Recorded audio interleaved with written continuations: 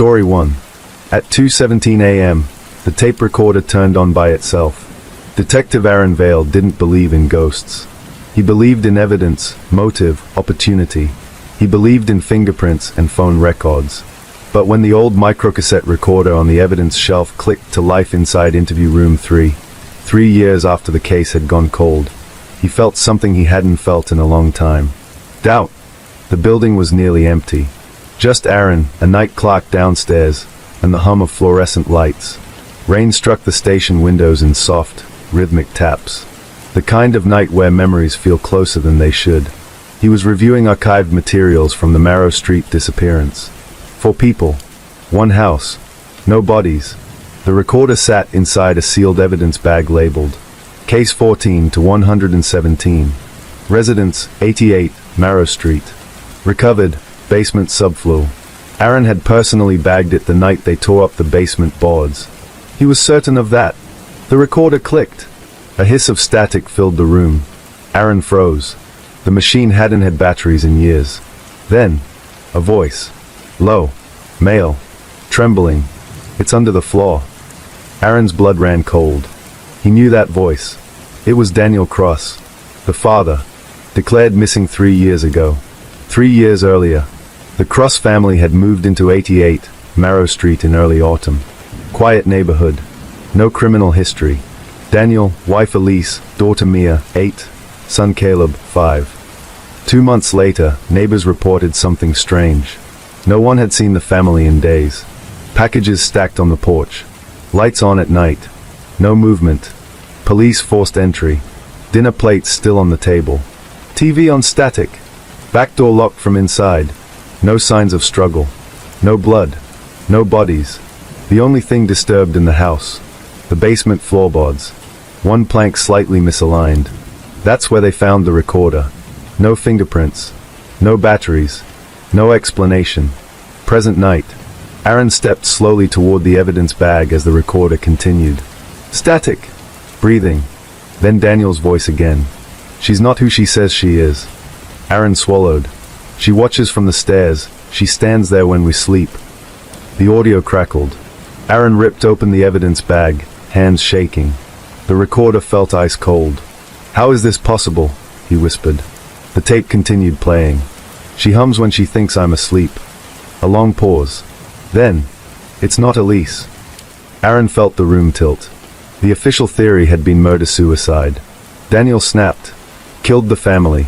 Fled. But this suggested something else. Or someone else. The basement.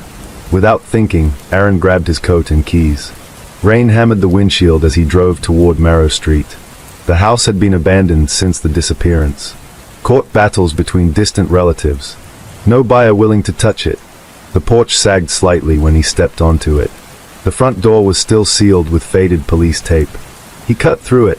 Inside smelled like dust and something older. Something sour. The power was long disconnected. Only his flashlight cut through darkness. He walked through the living room. Nothing disturbed. Kitchen. Nothing. Stairs. Each step creaked like it remembered him. He reached the basement door. It was closed. It hadn't been closed during the original investigation. He was certain of that. Aaron opened it slowly. The smell hit him first. Wet earth. Rut.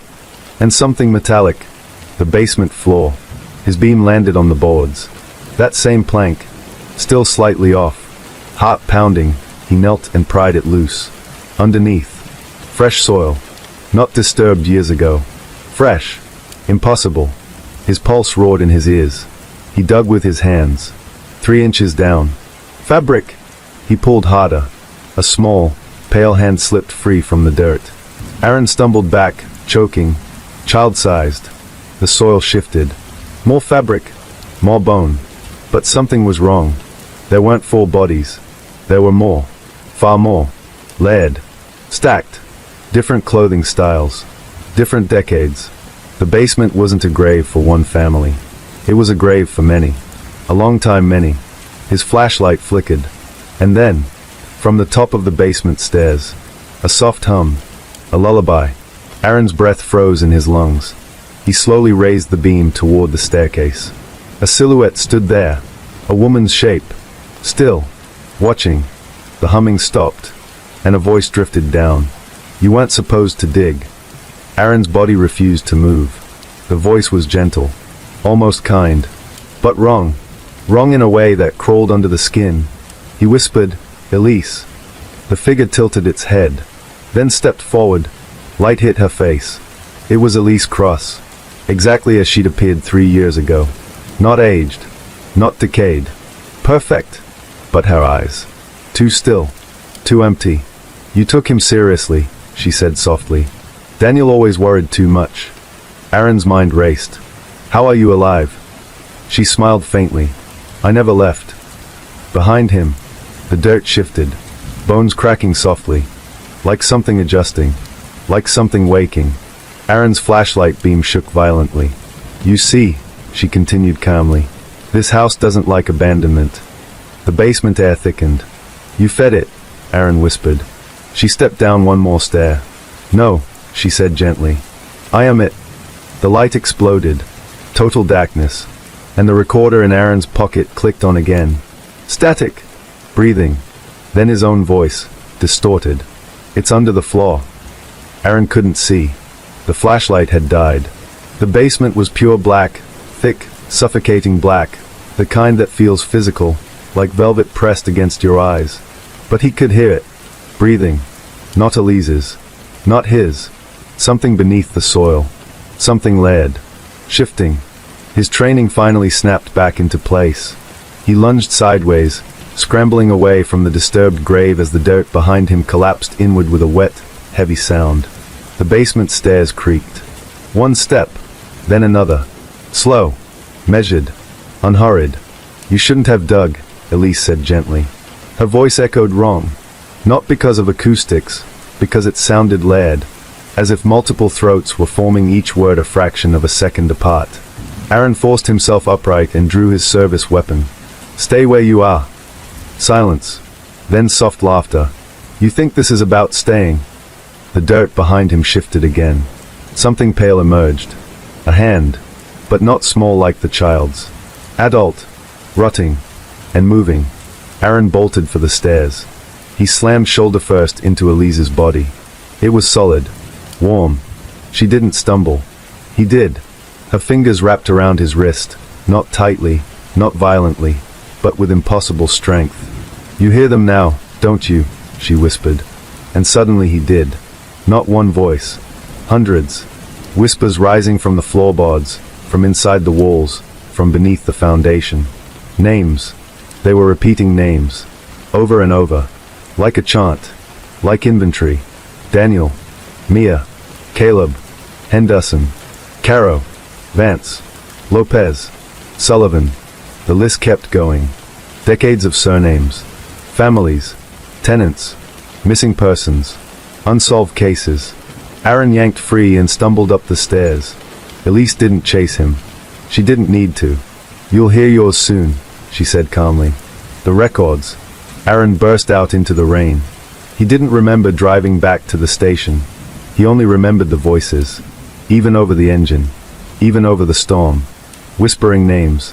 At the precinct, he tore into archived property records for 88 Marrow Street. The house had been built in 1923. Original owner, Thomas Bellamy. Wife. 2 daughters. All disappeared winter of 1925. No bodies found. Property sold. New family moved in. Gone within a year. It happened again. And again. And again. Sometimes 5 years apart. Sometimes 10.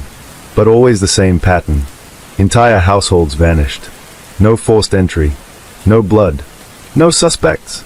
And always, in every single case file, one note repeated. Mild structural disturbance in basement flooring. Aaron's stomach twisted. He pulled missing persons databases. Cross-referenced addresses. A pattern emerged that no one had ever seen because no one had ever looked this far back. The house didn't just claim families. It erased them. After about 20 years, records thinned. Photos vanished from municipal archives. Paper files went missing. Digital backups corrupted. It was as if the longer the house kept a name, the less the world remembered it. The house that eats names. Daniel had known. The recording. Aaron returned to interview room 3. The recorder sat on the metal table. Silent now. He pressed play. Static. Then Daniel again. I tried carving our names into the beams. Scraping sounds. Wood splintering. She doesn't like when you write them down. Aaron leaned closer. I wrote Mia's name 50 times. I wrote Caleb's name 100. A long pause. They are fading from my head. Aaron's chest tightened. They make you forget first, Daniel whispered. They make you forget you ever had them. Aaron froze. He thought of something. Mia. The daughter. He closed his eyes. What color was her hair? He'd seen photos. Interviewed neighbors. But now, he couldn't picture her face clearly. His pulse spiked. No, that wasn't possible. He grabbed the case file. Opened it. Family photograph clipped to the front page. Except, there were only 3 people in it. Daniel, a woman, and a boy. Aaron blinked hard. He remembered 2 children. He was sure of it. He flipped through his old notes. Under children, only one name remained. Caleb Cross. Mia was gone. Not crossed out. Not erased. Never written. His breathing became shallow. The house wasn't just killing. It was consuming identity. Feeding on memory. The realization. Aaron staggered back into his chair. If the house erased names from records over time, how many families had been swallowed entirely? Forgotten by history? What if 88 Marrow Street wasn't unique? What if it was just the only one left active? The recorder clicked again on its own. Static. Then, you're close, Elise's voice whispered through the speaker. Aaron flinched violently. You've always been close. The audio distorted. You grew up nearby, didn't you? Aaron's blood ran cold. He had. 3 streets over. But that had nothing to. You used to play in the yard when it was empty. A faint child's laughter echoed beneath her voice. You almost came inside once. Aaron felt his memories shifting. He remembered a boarded-up house. Daring games. Throwing rocks at windows. But, was it always boarded up? Or had someone lived there then? His head throbbed. What did you take from me? He whispered. The tape hissed. Then softly. Check your family photos. The Gap! Aaron drove home in a trance. He pulled down an old album from his mother's attic closet. Birthday parties. Christmas mornings. School pictures. He flipped through slowly. Him at age 6. 7. 8. Something was wrong. There was space in several photos. Cropping that didn't make sense. Arms positioned around empty air. A second swing on a backyard swing set. Only one child visible. His hands trembled. He turned to his mother's handwriting on the back of one photograph. Summer 1995, Aaron and underscore underscore underscore underscore at the fair. The second name was smudged. Not scratched out. Smudged. As if the ink itself refused to exist. His chest tightened painfully. He wasn't an only child. He knew that suddenly with terrifying certainty. He wasn't. But he couldn't remember the face. Or the name. The house had eaten it. The return. Rain fell harder when he pulled up to Marrow Street again. The porch light was on. There was no power. But the light glowed warmly. Inviting. Aaron stepped inside. The house felt different now. Alert. Hungry. You came back. Elise's voice drifted from somewhere deep within. I want my family back, Aaron said hoarsely. Soft laughter from the walls. You still think in singular terms. The floor creaked beneath him. The walls pulsed faintly. Names are nutrients, she said gently. Memory is meat. Aaron's stomach churned. You took my sibling. I didn't take, she corrected calmly. You forgot. The basement door slowly creaked open by itself. You can dig again, she offered. But understand this. The whispers began rising louder. Thousands now. Layered. Chanting. If you speak a name down there. A pause. The house will know you remember. Aaron stepped toward the basement. Every instinct screamed at him to run. But something deeper pulled him forward. The need to know. The need to reclaim. He descended slowly. The soil was still disturbed. The smell stronger now. Say it, Elise whispered from the darkness. If you can. Aaron closed his eyes. He forced his mind backward. Carnivals. Laughter. Shared bedroom. A second toothbrush. a voice calling his name at night. And then, a flicker, a syllable. Almost there. The dirt beneath him shifted violently. Hands emerging. Dozens. Hundreds. Grasping. Waiting. You don't remember, Elise said softly. Almost sympathetically. That's why we always win. Aaron opened his mouth. A name trembled on his lips. And the lights exploded on. Blinding white. The whispers stopped instantly. The hands froze mid-reach. Elise screamed. Not in fear. In rage. A voice boomed from the top of the stairs. Police! Step away from him. Aaron turned. Officers flooded the basement. Guns drawn. Flashlights cutting through the horror. The soil. Empty. Flat. No hands. No bones. No bodies. Just concrete. Elise stood at the bottom stair. Normal. Human. Confused. What's happening? She asked. Aaron stared at her. Her eyes were ordinary now. No depth. No void. He looked down at the floor. Smooth. Unbroken. Like it had never been disturbed. An officer grabbed Aaron's arm. Detective, what the hell are you doing here? Aaron looked around wildly. This house, it. He stopped. What house? The address flickered in his mind. Marrow Street. 80. 80. What number? His throat tightened. He turned to Elise. What's your name? She looked startled. Claire Benton, she said. I've lived here alone for 6 years. Aaron's heart pounded. No cross family. No missing children. No Daniel. The recorder. He reached into his pocket. Empty. He didn't remember bringing one. The officers escorted him upstairs. Rain pouring outside. He glanced back once. The basement door slowly creaked shut, and from somewhere deep beneath the foundation, a whisper, almost amused. Aaron. His last name followed. Soft. Satisfied. If you pressed your ear against the plaster in 14, Marrow Lane at exactly 3:17 a.m., you could hear it. Not pipes. Not rats. Not wind. Writing. A faint, dry scratching, like a pencil dragged slowly across paper. The first night Daniel heard it, he told himself it was stress. The second night, he told himself it was the house settling. By the third, he stopped pretending. Because the sound was moving. It didn't stay in one place. It traveled. From the hallway wall, to the kitchen, to the ceiling above his bed. Always at 3:17 a.m. Always for exactly 17 minutes. And always ending with a soft, deliberate tap, as if someone had finished a list. Daniel had lived in the house for 9 days. 9 names had disappeared from town. He didn't make the connection at first. The first was an elderly man who lived alone 2 streets over. People assumed a fall. The second was a bartender who failed to show up for work. The third was a teenager rumored to have run away. Small-town vanishings rarely arrive dramatic. They arrive inconvenient, quiet, easy to rationalize, until they aren't. On the 10th night, Daniel did something he shouldn't have. He stayed awake. At 3:16 a.m., he was sitting upright in bed, lights off, breath held. The scratching began. Soft, precise, directly above him. He didn't move, didn't breathe. The sound was deliberate, controlled, the pace of someone copying carefully from memory. At 3:21, it shifted, sliding toward the hallway. Daniel moved. He followed it. Each step down the hall felt like stepping into a mouth that was slowly closing. The scratching stopped at the far wall, the one behind the old coat rack. He stood there, trembling. Then, tap. Silence. Daniel flipped on the light. The wall looked normal. Plain white plaster. But the coat rack had shifted. Just slightly. He didn't remember bumping it.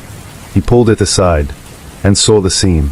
A faint, nearly invisible rectangle in the plaster, like someone had patched a square section decades ago.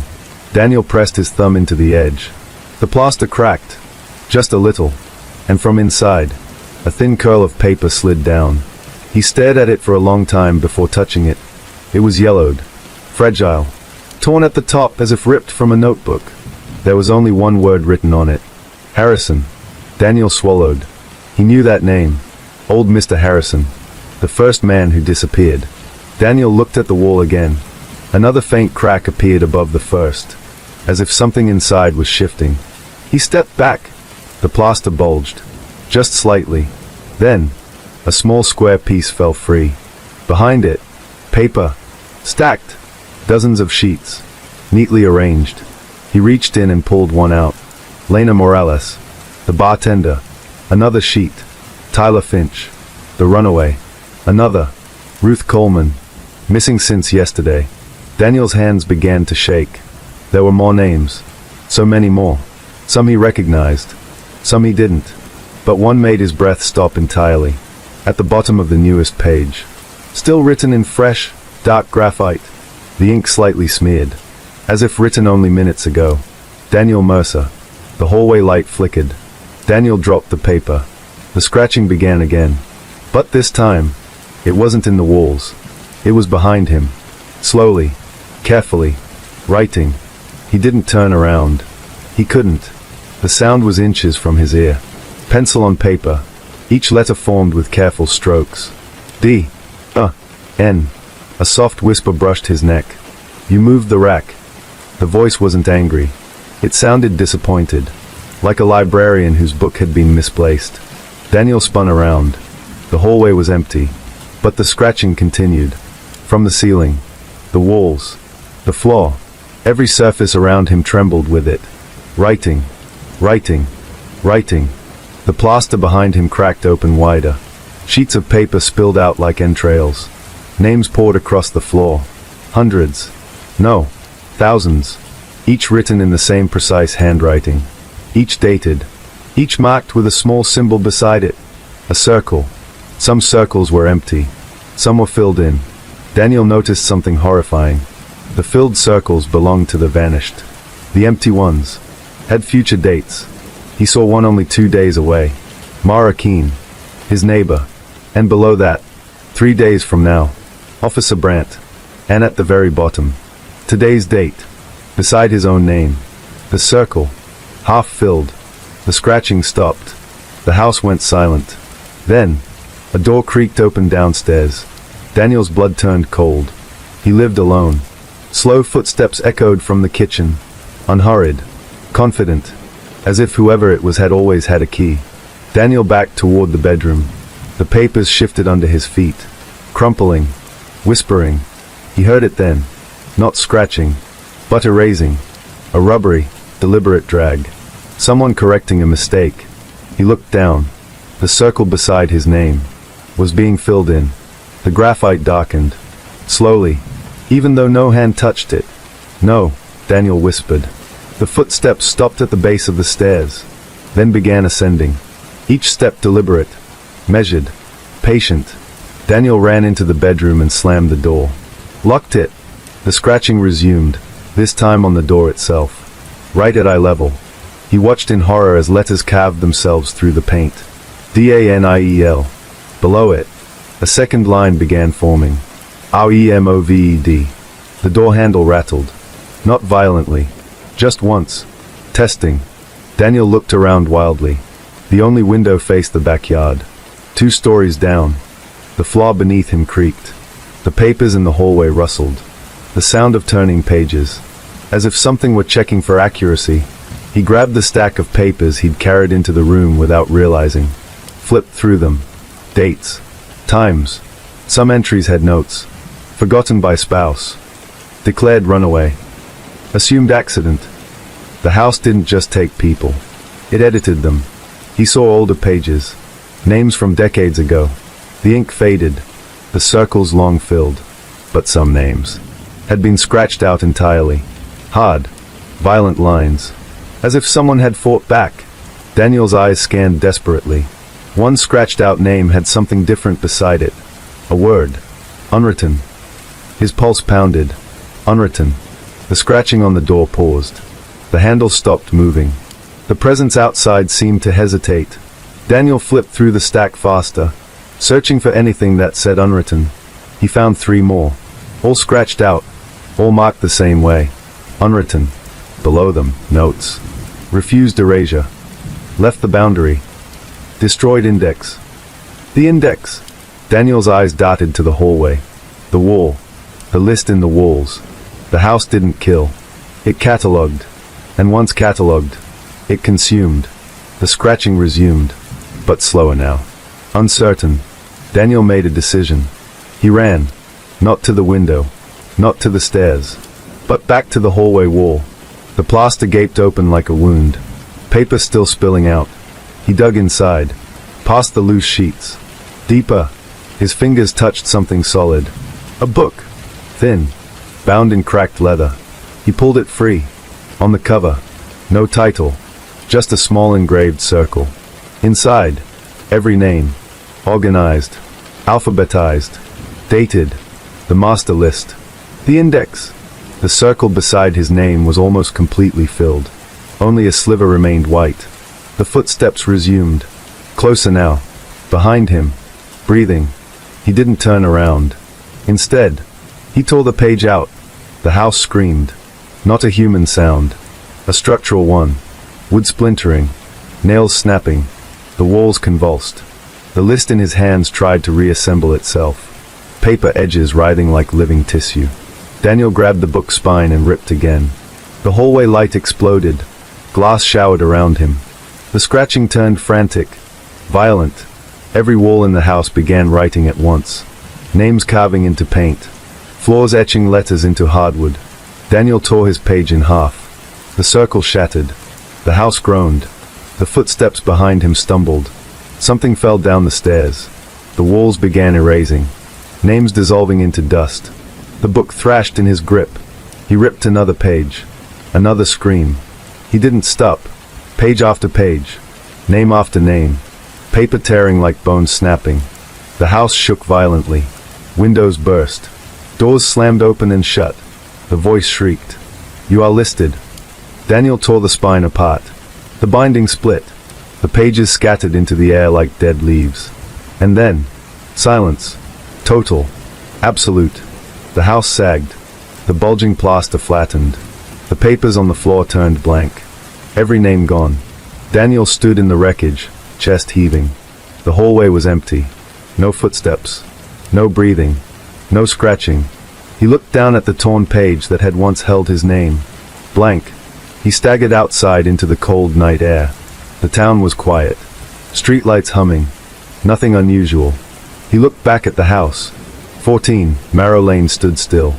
Harmless. Empty. Just another structure. Daniel laughed. Hysterical. Relieved. Alive. The next morning, he packed. He didn't stay to explain the damage. Didn't call anyone. He left town before noon. By sunset, he was miles away. Driving. Free. He stopped at a gas station 2 towns over. Went inside to pay. The cashier smiled. "Passing through." "Yeah," Daniel said. "Not staying long." She nodded. "That's good." He frowned slightly. "Why?" She glanced at the corkboard behind the counter. A small handwritten list of community announcements. Lost pets. Garage sales. New residents. Daniel's eyes drifted lazily, until they froze. At the bottom of the list. Written in fresh graphite. Still slightly smudged. Daniel Mercer arrived yesterday. Beside his name, an empty circle, and from somewhere behind the drywall of the gas station, at exactly 3:17 p.m., he heard it. Scratch, scratch, scratch, as the circle slowly began to fill. Daniel didn't wait for the circle to finish. The scratching inside the gas station wall had barely begun to darken the graphite when he dropped the receipt and walked out. Slow, controlled. Do not run. Running makes you visible.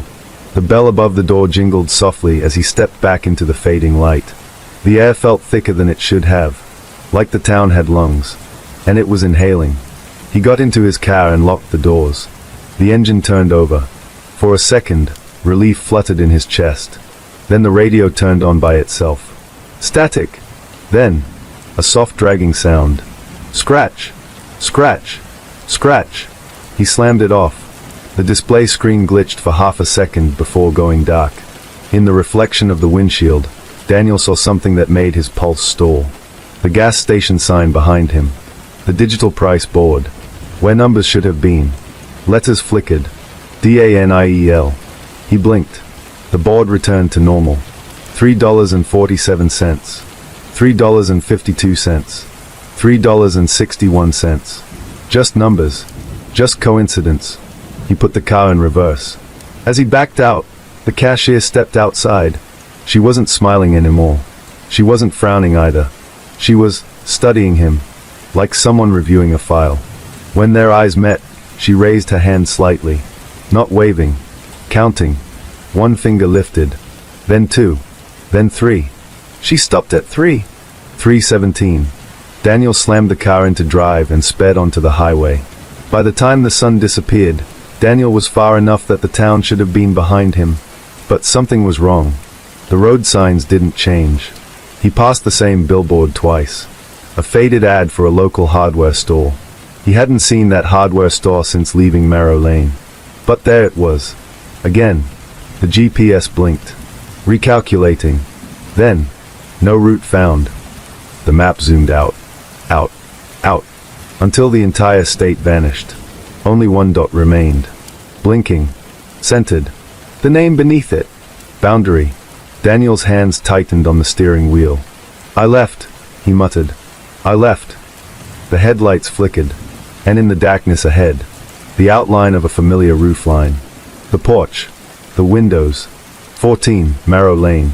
Standing alone at the end of a dirt road that hadn't been there a second ago. He slammed the brakes. The car skidded. Stopped inches from the mailbox. The number on it wasn't 14. It was blank. Just an empty white rectangle. Waiting. The front door of the house was open. Warm light spilled out. Inviting. Daniel stayed in the car for a long time. Nothing moved. No scratching. No footsteps. Just silence. Then, a sound from behind him. A car door closing. Daniel turned. His own car. Parked behind him. With him sitting inside it. His double stepped out slowly. Same jacket. Same face. Same exhaustion. The other Daniel looked at the house. Then at him. "You didn't tear enough pages," the double said calmly. The voice wasn't echoing. It wasn't distorted. It was perfectly natural. "You destroyed the index," Daniel whispered. "No," the double replied.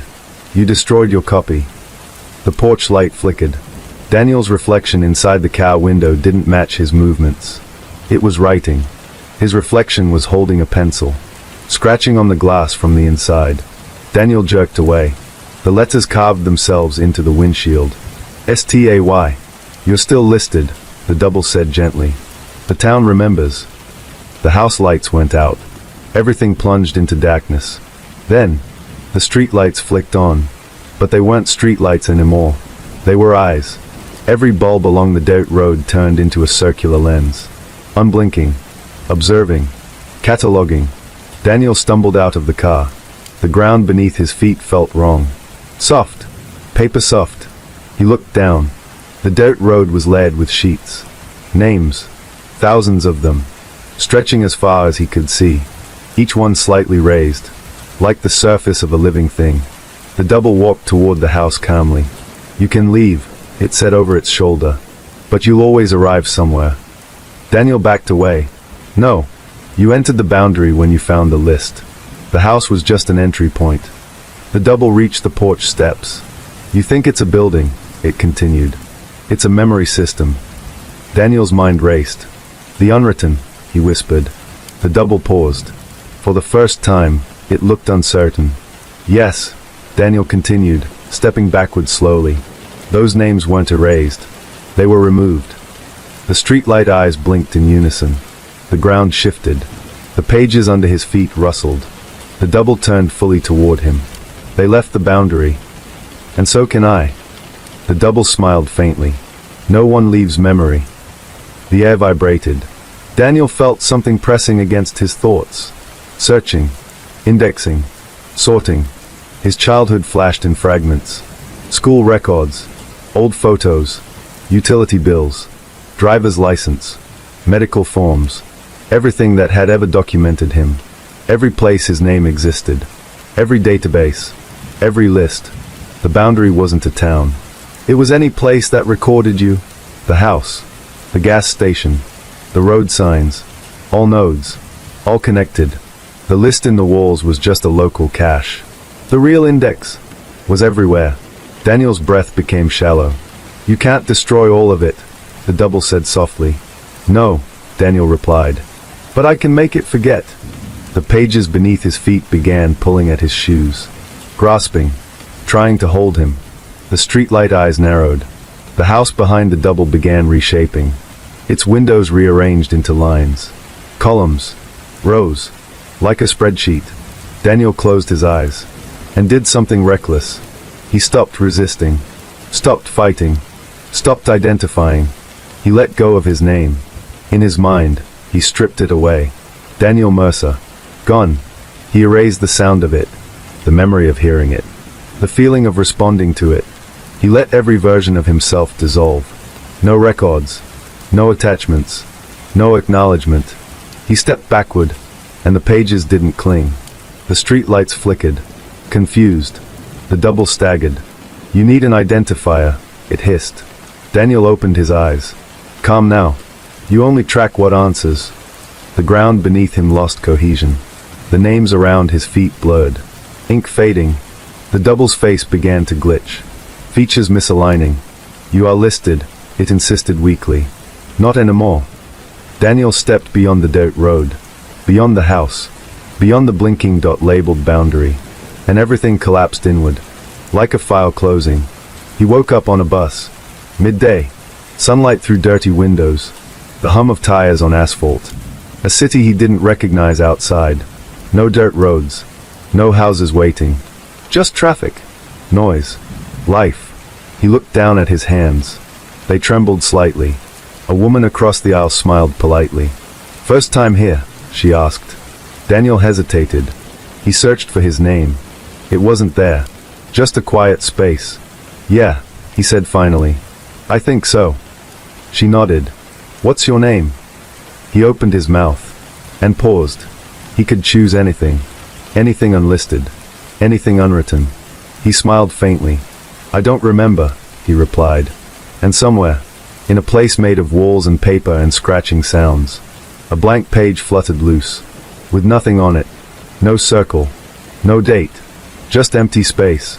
Waiting. The man who had once been Daniel did not choose a name. He chose a direction. When the bus stopped, he stepped off with the other passengers and let the city swallow him whole. It was louder than any place he had ever lived. Traffic roared. Screens flashed. Billboards updated in real time. Cameras hung from streetlights like metal fruit. Everywhere he looked. Records. Registrations. Sign INS. Surveillance. He could feel it now. Not scratching. Not yet. But the potential for it. The world was one vast wall waiting to write. He walked without purpose for hours. No wallet. No ID. No phone. He had left everything behind in the collapse of the boundary. He had left everything except memory. And even that felt thinner now. Fragile. As if someone had erased the bold lines and left only faint impressions. By dusk, hunger forced him into a small corner cafe. A bell chimed as he entered. He froze instinctively. No scratching. Just music and the smell of coffee. A chalkboard menu listed prices. The barista smiled. What can I get you? He opened his mouth. And again, the absence hit him. No name. No identifier. Just breath. Water, he said finally. She nodded. Name for the cup. His throat tightened. He almost said anything. Mark. Evan. Luke. But something stopped him. He shook his head. No name. She hesitated. We need something for the order. He looked at the counter, at the little white sticker labels waiting to be printed. He felt the faintest vibration in the air, like distant scratching. He leaned closer. Leave it blank. The barista frowned but shrugged. When the cup came out, the label space was empty. No text. No mark. For a second, the lights above the counter flickered. Just once. He took the cup and left. The scratching returned that night. Not loud. Not urgent. Just a suggestion. He had found a place to sleep beneath an overpass where the city noise masked subtle things. He lay on cold concrete and stared at the underside of the bridge. There were graffiti tags above him. Names layered over names. Aliases. Signatures. Proof of existence. The scratching came from inside the concrete. Searching. He understood now. The boundary hadn't been destroyed. It had expanded. He had slipped through a local node, yes. But the archive was larger. Much larger. The house at Marrow Lane had been a regional collector. A librarian. This city, was something else. An archive without walls. An archive made of systems. Transit cards. Employment records. Hospital databases. Facial recognition cameras. Every place that asked, "What's your name?" He closed his eyes. If he answered enough times, it would rebuild him. The list would reform. The circle would begin again. Scratch! Scratch! Scratch! He sat up abruptly. Across the street, a digital billboard glitched. An advertisement froze. The smiling model's face blurred. The text beneath flickered. NA______. The missing letters trembled as if deciding what to become. He stood and walked quickly in the opposite direction. The billboard snapped back to normal. But he felt it. The search algorithm. Scanning. Looking for a match. 3 days passed. He survived by staying unregistered. Cash only. Public restrooms. Crowded spaces where identity blurred. He spoke as little as possible. Avoided cameras. He learned to move in reflections. To watch screens for glitches. To listen for scratching beneath the hum of electronics. On the 4th day, he saw someone watching him. A woman sitting on a park bench. Not staring. Just observing. She didn't look like a threat. She looked tired. When he shifted direction, she didn't follow. But when he stopped suddenly, she stopped too. Testing. He approached cautiously. She didn't look up as he neared. "You slipped a local index," she said quietly. His pulse spiked. "I don't know what you're talking about." She smiled faintly. "Of course you do." She turned toward him. Her eyes were ringed with exhaustion. "There are only 2 types who walk like that," she continued. "The listed, and the unwritten." He felt the air tighten. "I'm not." "Don't say it," she cut in sharply. "Names are anchors." He hesitated. "You hear it too," he said finally. "The scratching." She nodded. "Yes." She tapped her temple lightly. "They are rebuilding you. Slowly. Cross-referencing memory. You've been photographed. Recorded. You've spoken. Every fragment helps." He thought of the cafe. The bus. The billboard glitch. "You're still here," he said carefully. "Why?" She looked away. "I left a long time ago. But I made a mistake." His stomach dropped. "I chose a name." The word hung between them like a loaded weapon. "Not my old one," she clarified quickly. "A new one. Something simple." And they accepted it. The park lights flickered. Just briefly. She stood. When you give them a stable identifier, the archive binds to it. It doesn't care what you call yourself. It just needs consistency. He felt cold despite the warm afternoon. What happens when it finishes? She looked at him. Really looked. You become retrievable. That night, the scratching grew louder. Not from walls. From inside his head. Like someone flipping through files. He dreamed of spreadsheets stretching to infinity. Of empty cells waiting to be filled. Of circles half-colored.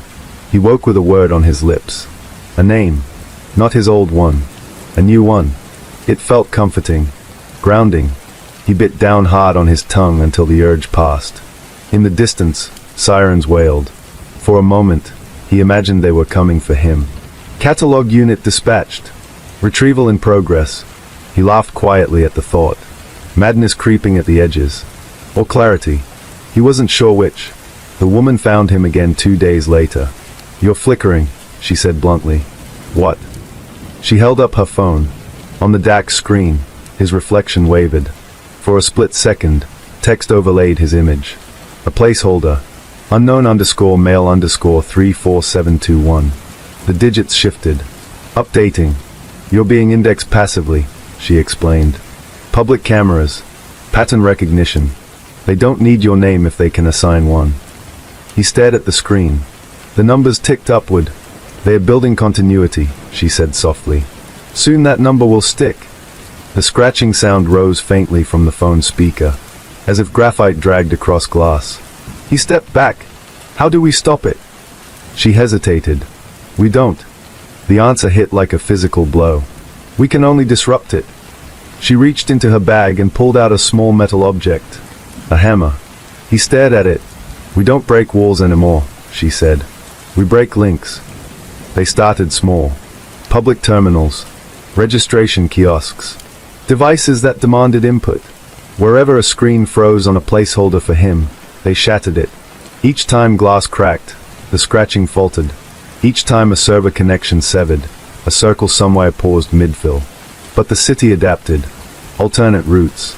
Backup systems. Mirrored databases. The archive was resilient. Distributed. Not a single book to tear apart, but millions. And it only needed one intact entry to reconstruct him. One stable reference point. The woman grew more frantic. "They're close," she whispered one night. He could hear it too now. Not scratching. Typing. Rapid. Coordinated. The sound of keystrokes beneath the hum of power lines. "They're assigning you a permanent ID," she said. A gust of wind rattled nearby street signs. He looked at one. A parking regulation board. The white background shimmered. Letters rearranging. A code forming where regulations should be. ID 983-45-771. The numbers pulsed. He stepped closer. The metal felt warm. Alive. "They're almost done," she breathed. "What happens if they finish?"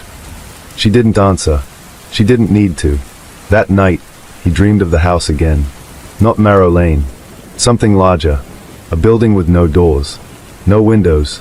Just shelves. Endless shelves. Filled with blank books. One book trembled. Its spine cracked open.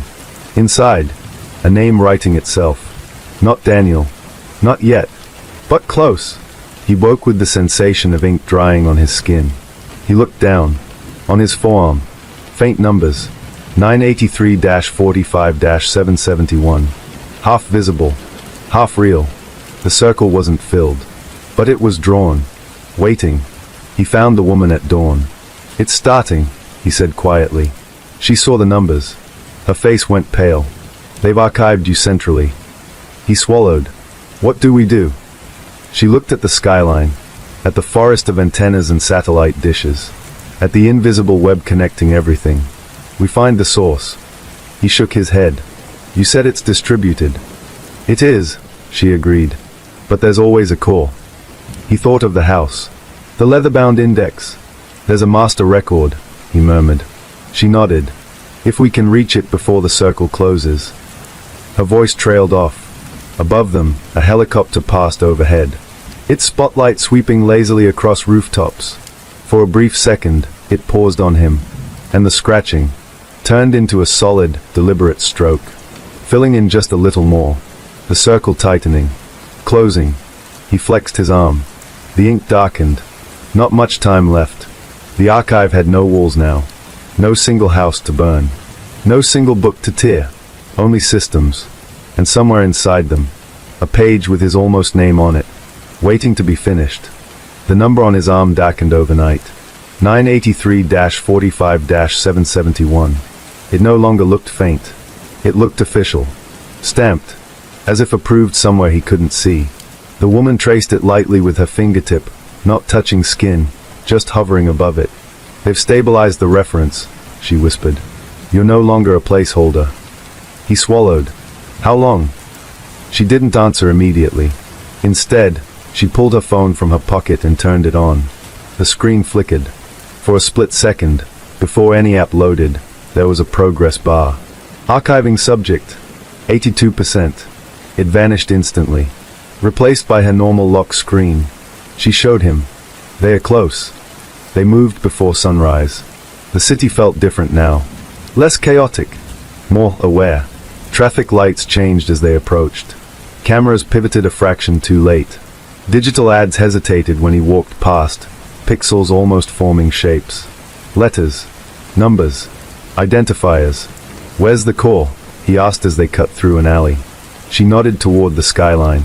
Not the tallest building. Not the brightest. But the oldest. A squat concrete structure near the financial district, windowless except for narrow slits of dark glass. "It used to be a records office," she said. "Then a telecom hub. Now it's data routing. Servers. Cloud exchange. It's not the whole archive, But it's a spine. He stared at it. It didn't look menacing, just functional, which somehow made it worse. They didn't walk in through the front. The front required badges, names, facial confirmation. They went underground, maintenance tunnels, old infrastructure that predated the newest layers of surveillance. The woman moved like she'd done this before. "Have you?" he asked quietly. "Yes. And I disrupted a cluster. Bought myself a few years. A few years. Not freedom. Delay." The tunnel walls were lined with cables. Fiber optic lines pulsing faintly. He could almost hear it now. Not scratching. Not typing. But something deeper. A low, steady hum. Like breathing. The closer they got, the louder it became. His arm tingled. The numbers shimmered slightly. 83%. 84%.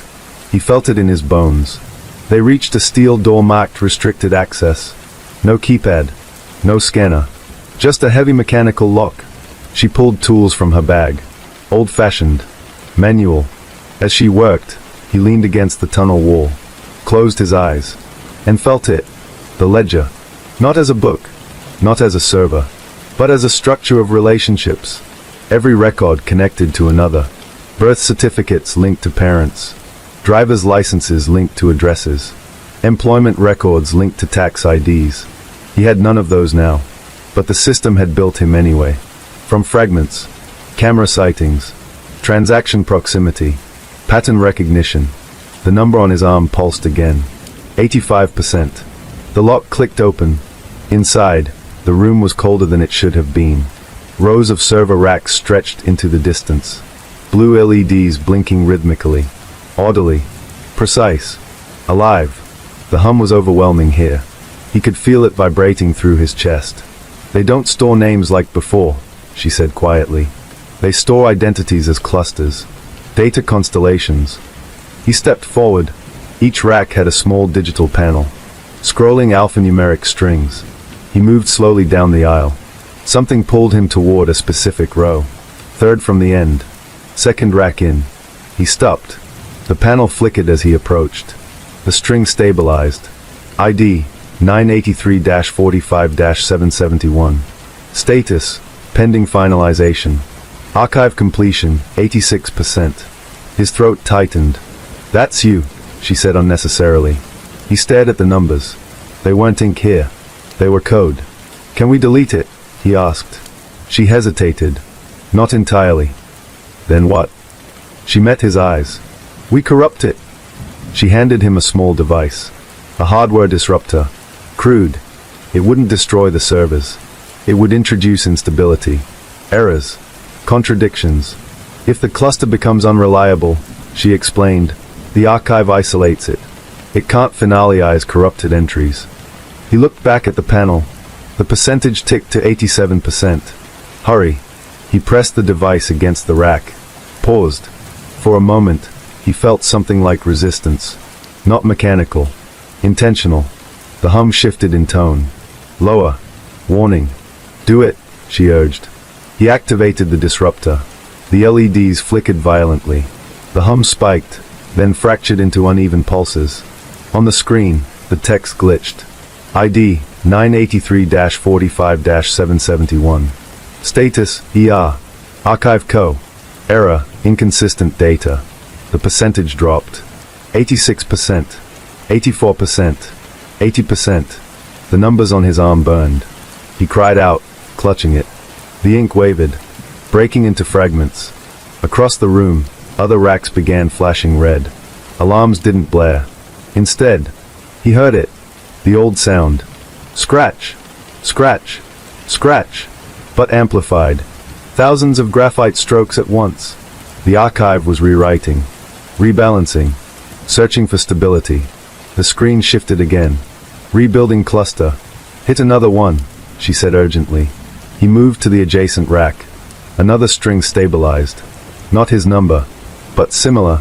A nearby identifier. A linked fragment. He activated the disruptor again. More flickering. More errors. The hum turned chaotic. The air felt electrically charged.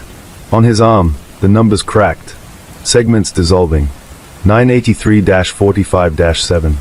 The last digits blurred. On the main rack, the display spasmed. Archive completion, 52%. He felt lighter, less anchored, but the scratching intensified. From the walls, from the floor, from inside his skull. "They're isolating you," she shouted over the rising hum. "They're moving your cluster." He looked wildly around. Across the room, one server row glowed brighter than the rest. White instead of blue.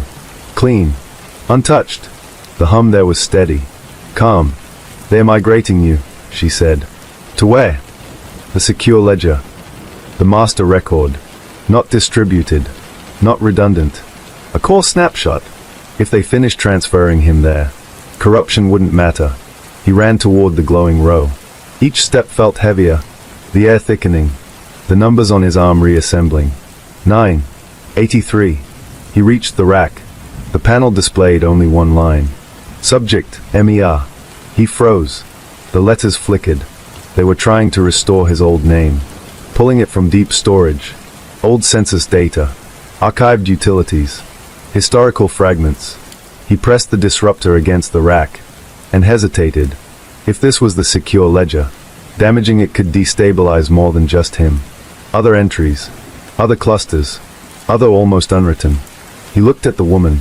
She understood instantly. "Do it," she said softly. "If they rebuild you, they'll rebuild others."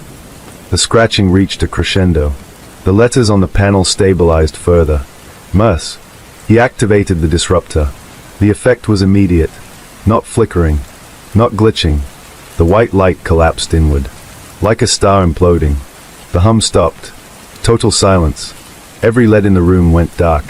The panels blanked. The air felt empty. Not quiet. Empty. He staggered backward. On his arm, the numbers dissolved completely. Skin smooth. Unmarked. The woman exhaled slowly. "Did we?" Before she could finish, emergency lights flickered on. Red.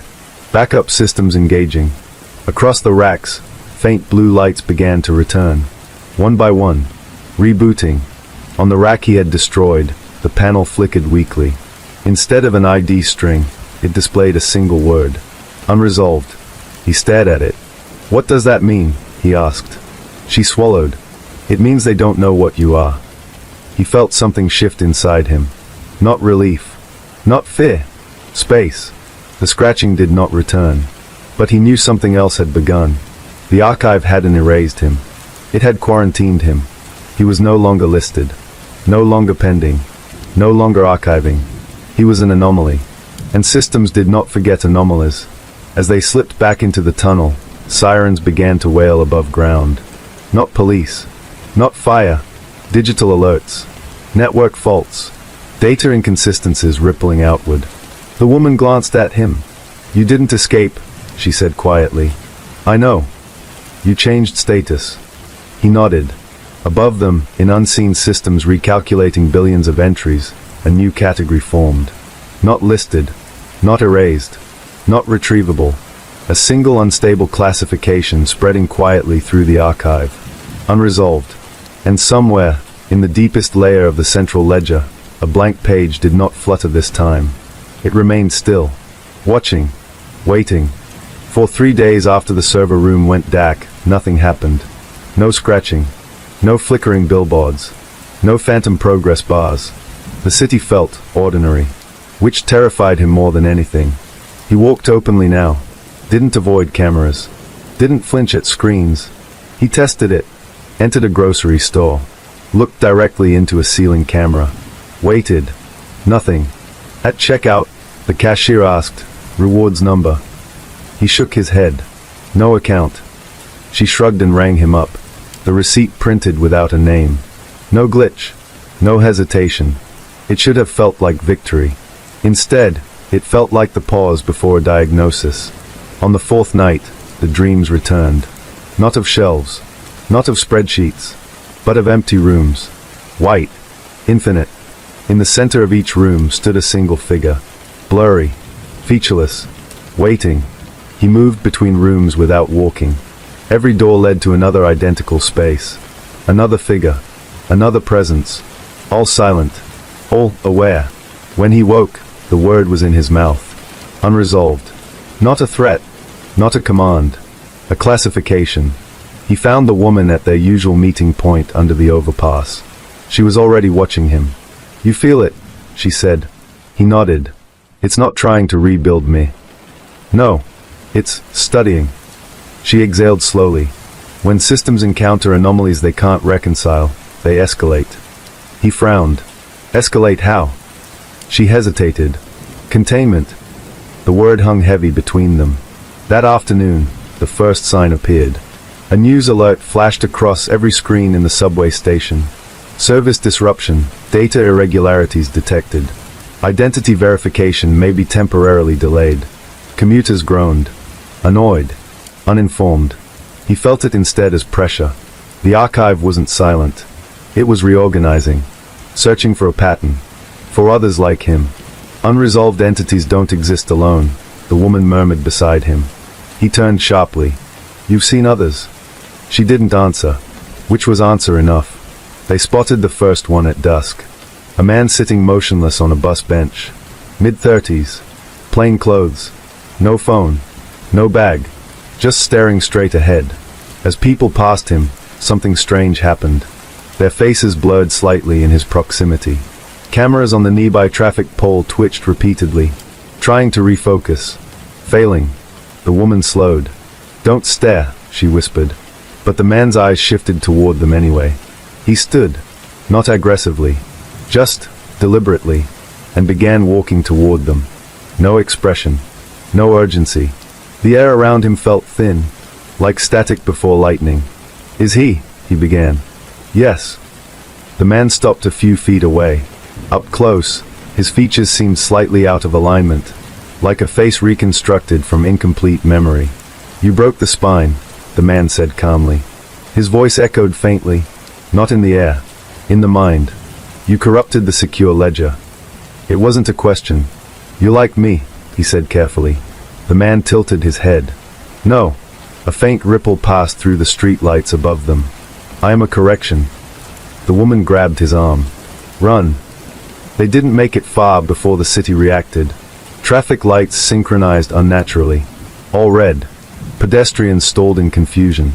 Screens along storefronts flickered simultaneously. Cameras rotated in perfect unison. Tracking.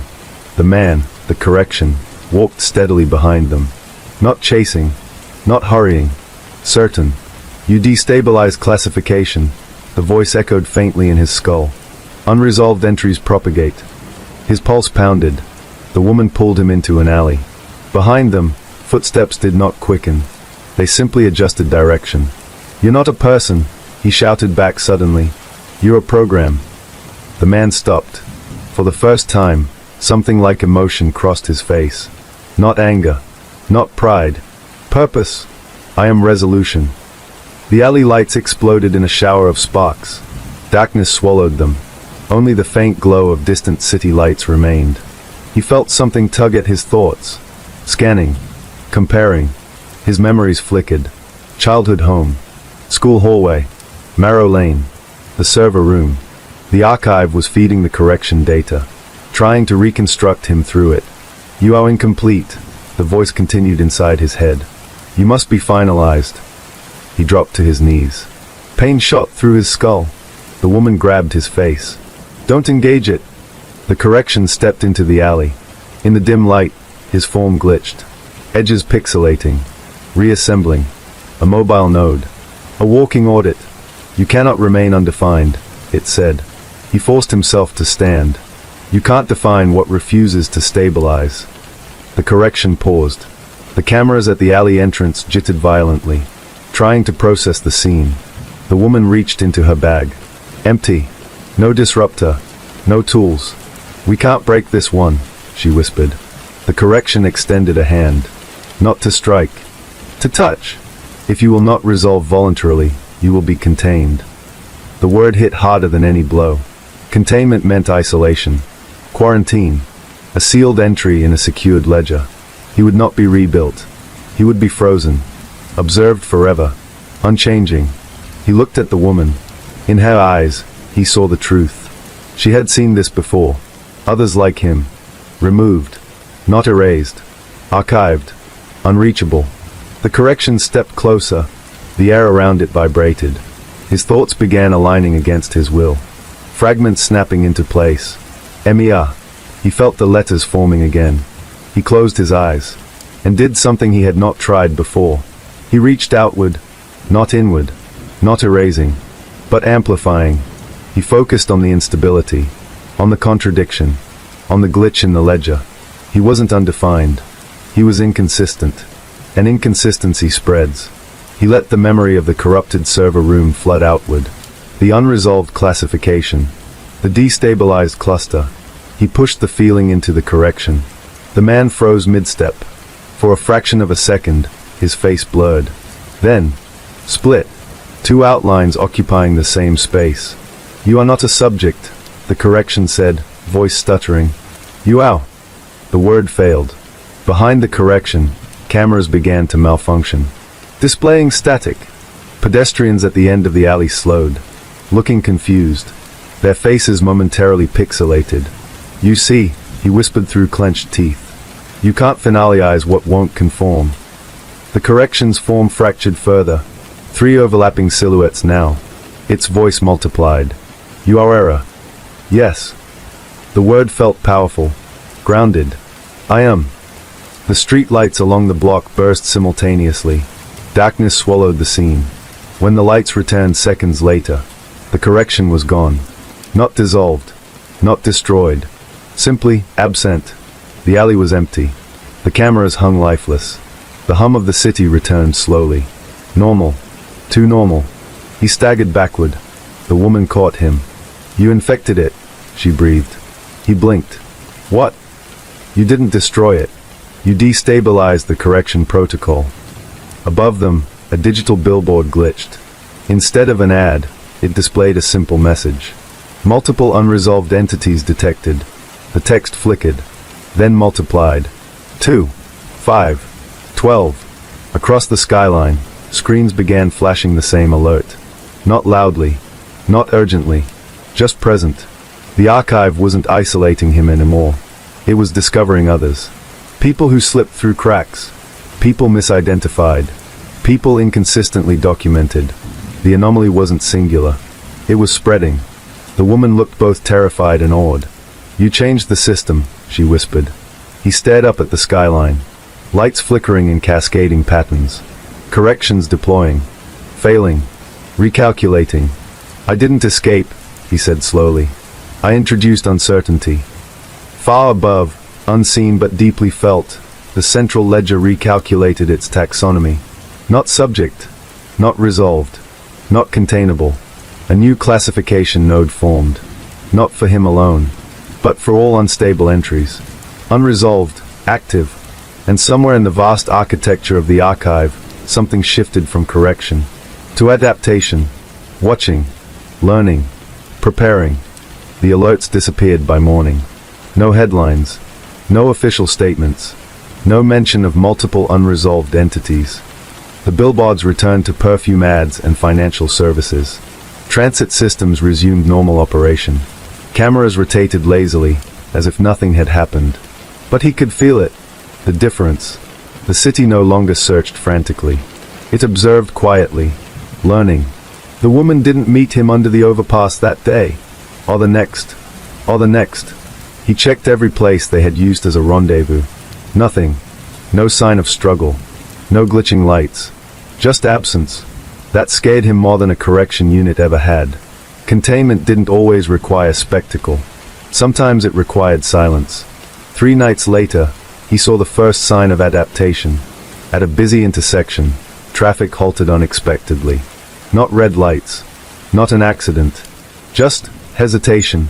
Every pedestrian froze mid-step for exactly 2 seconds. All at once. Like a skipped frame in reality. Then they resumed walking. No confusion. No awareness. Except him. He had not frozen. The pause had flowed around him. He stood still afterward, heart pounding. Across the street, a child stared at him. Not blinking. Not smiling. Just watching. Then the child resumed walking too. He understood then. The archive wasn't trying to finalize him anymore. It was building around him, creating buffers, exclusion zones, moments of synchronization he wasn't part of, an immune response. That night, the dreams changed again. No empty white rooms, no shelves. Instead, he stood inside a vast, translucent structure, like a neural network made of light, lines connecting nodes in every direction. Some pulsed steadily, others flickered irregularly. The flickering ones were brighter, unstable, alive. He walked toward one. As he approached, the light resolved into a person, a woman, the same tired eyes. She looked at him without surprise. "You see it now," she said. He tried to speak. No sound emerged. "This isn't a prison," she continued softly. "It's an organism." The lines between nodes pulsed rhythmically. The archive doesn't just record, it optimizes. He woke with her words echoing in his head. Optimizes. By day, the city behaved normally. By night, it synchronized. Street lights dimmed in patterns too precise to be random. Elevators paused simultaneously in different buildings. Phones rebooted at the same second across entire blocks. He was excluded from the rhythm, always half a second out of phase. He tested it deliberately. Stood in the middle of a plaza at 3:17 a.m. Waited. The air tightened. For one breath, everything stopped. Wind. Traffic. Distant sirens. Then resumed. He alone had moved. A single step forward during the freeze. He turned slowly. On a massive digital billboard above him, text appeared. Adaptation in progress. No other reaction from the city. No alarms. Just acknowledgement. "You're learning," he murmured. The billboard flickered. "Learning is survival." The first new entity appeared the next evening. Not a correction. Not a glitching silhouette. A person. Ordinary. A young woman sitting on a subway platform bench, looking dazed. He recognized the look instantly. The slight disorientation. The scanning eyes.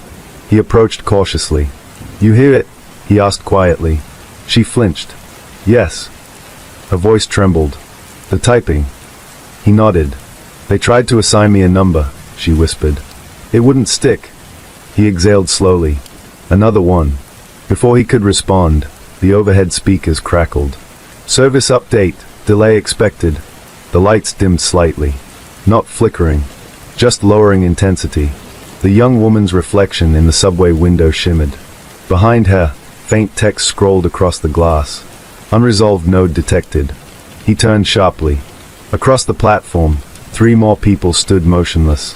Not commuters. Watching. Perfectly still.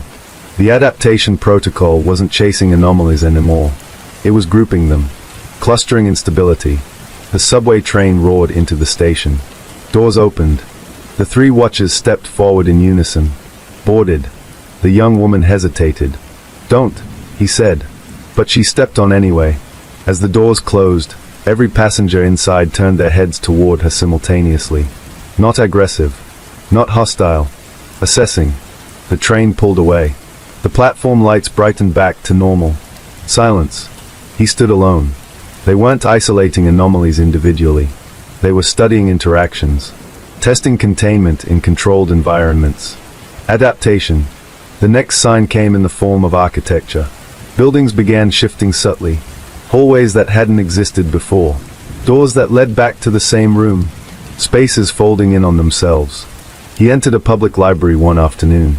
Rows of books stretched endlessly. Too far. Too symmetrical. He walked down an aisle labeled History. Halfway through, the books turned blank. No titles. Just white spines. At the end of the aisle stood a mirror. In it, he saw not one reflection, but several, slightly offset versions of himself, each labeled faintly above the head. Unresolved 1. Unresolved 2. Unresolved 3. The labels flickered, rearranged, merged. The mirror cracked. Not physically, digitally, pixels splitting at the seams. "You are pattern," a voice whispered from nowhere and everywhere. He backed away. "You are variable." The shelves around him shifted, forming a circle, a containment loop. He understood suddenly. The archive wasn't trying to eliminate instability. It was modeling it, learning how anomalies behave, how they spread, how they influence. He felt the pressure building again in his mind. Not reconstructing, simulating, testing responses before deploying them. He focused on the inconsistency inside him, on the refusal to stabilize. He walked forward deliberately, through the mirror. Instead of shattering, it rippled. The library dissolved. He stood outside again, breathing hard. The building behind him looked ordinary, too ordinary. That night, the skyline glowed faintly blue. A soft grid visible in the air between buildings. The network made visible. He could see nodes now, bright points where data converged. And among them, darker spots, gaps, places the grid avoided, unresolved zones. He wasn't alone. Across rooftops, in quiet apartments, beneath bridges. Others were waking up, feeling the typing, refusing the number. The archive had evolved. So had the anomalies. This wasn't predator and prey anymore. It was coevolution. He closed his eyes and reached outward again. Not to infect, not to destabilize, but to connect. The flickering nodes brightened in response. Tentative, curious. Across the city, lights stuttered gently. Not failing, responding. On a distant skyscraper, a massive screen lit up. No advertisement, no warning, just a simple phrase. Integration protocol initiated. He opened his eyes. Integration wasn't containment. It wasn't correction. It was something else. A third option. Not forcing anomalies back into the ledger, but reshaping the ledger around them. He felt the network pulse once. Deep. Resonant. The adaptation was no longer defensive. It was collaborative. And for the first time since Marrow Lane, he wasn't afraid. Because evolution works both ways. And somewhere within the glowing grid of the city, the archive had stopped asking, "What is your name?" and begun asking, "What are you becoming?" The night the grid stopped hiding, the sky looked different. Not brighter, not darker, layered. If you stared long enough, you could see faint geometric lines stretching between buildings, dipping beneath streets, threading through glass and steel. A living lattice. A nervous system suspended over the city. Most people never looked up long enough to notice. But the unresolved did. He stood on the roof of an abandoned parking structure and watched the grid pulse gently in waves. Not frantic like before. Not hunting. Not correcting. Synchronizing. Below him, traffic flowed normally. Conversations drifted upward in soft fragments. Music from a passing car. Sirens in the distance. Life continuing. But overlaid now with intention. Integration protocol initiated. The message from the skyscraper screen replayed in his mind. Integration meant negotiation. Not erasure. Not containment. Something more dangerous. He wasn't alone on the rooftop. 3 others stood spaced apart, watching the sky the same way he was. A middle-aged man in a postal uniform. A teenage girl with half-shaved hair. An elderly woman clutching a grocery bag. He didn't know their names. They probably didn't either. But he could feel them. Like static aligning. "You saw it too," the teenage girl said quietly without looking at him. He nodded. "It's changed," the postal worker added. The elderly woman spoke last. "It's inviting us." The word settled heavily in the air. Inviting. Not summoning. Not commanding. Offering. At exactly 3:17 a.m., the grid brightened.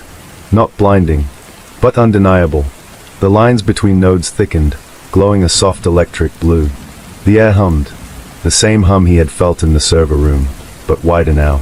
Distributed. Organic. The postal worker staggered slightly. "I can feel it mapping," he whispered. The teenage girl closed her eyes. "It's not mapping us," she said. "It's asking." As if on cue, something shifted in his perception. The grid didn't look external anymore. It looked permeable, like it could be stepped into. He took one cautious step forward. The rooftop beneath his feet rippled faintly. The lines in the sky responded. Closer now. Lower. Reaching. Not grabbing. Extending. Suddenly, the city froze. Not a glitch. Not a skipped frame. A full suspension. Cars halted mid-intersection. Birds hung motionless in air. Streetlights locked in place. Only the 4 of them on the rooftop could move. He felt it then. The invitation. Not words. Not sound. A conceptual opening. A question encoded into the grid. Resist or participate? The teenage girl laughed softly. That's new. The postal worker looked terrified. What happens if we participate? The elderly woman stared into the lattice. It evolves. And if we resist? He asked. She didn't look away. So does it? The question wasn't about surrender. It was about influence. If they remained outside the system, they would always be anomalies. Studied, modeled, contained when necessary. But if they entered the integration, they might shape it, or be absorbed by it. The memory of the correction unit flickered through his mind. Cold, purposeful, resolution embodied. Integration felt different, warmer, curious. He stepped forward again. The grid descended slightly. Lines brushing the rooftop. The postal worker grabbed his arm. Wait. He looked at him. We don't know what it will take. He nodded. You're right. He closed his eyes. And instead of pushing instability outward, he offered it. The contradiction. The inconsistency. The refusal to stabilize. He didn't project it violently. He presented it. Like a data packet. A sample. The grid brightened in response. The teenage girl gasped. It's incorporating it. Across the skyline, nodes began flickering in new patterns. Less rigid. Less synchronized. The frieze over the city loosened slightly. Birds twitched in mid-air. Cars vibrated faintly. The archive wasn't overriding the anomaly. It was adapting to it. Then came the risk. From the grid's core, a point high above the financial district where the lines were densest, a beam of concentrated light extended downward. Not destructive. Precise. It touched the rooftop between them. The surface beneath the beam became translucent. Within it, he saw something familiar. The leather-bound book. The index.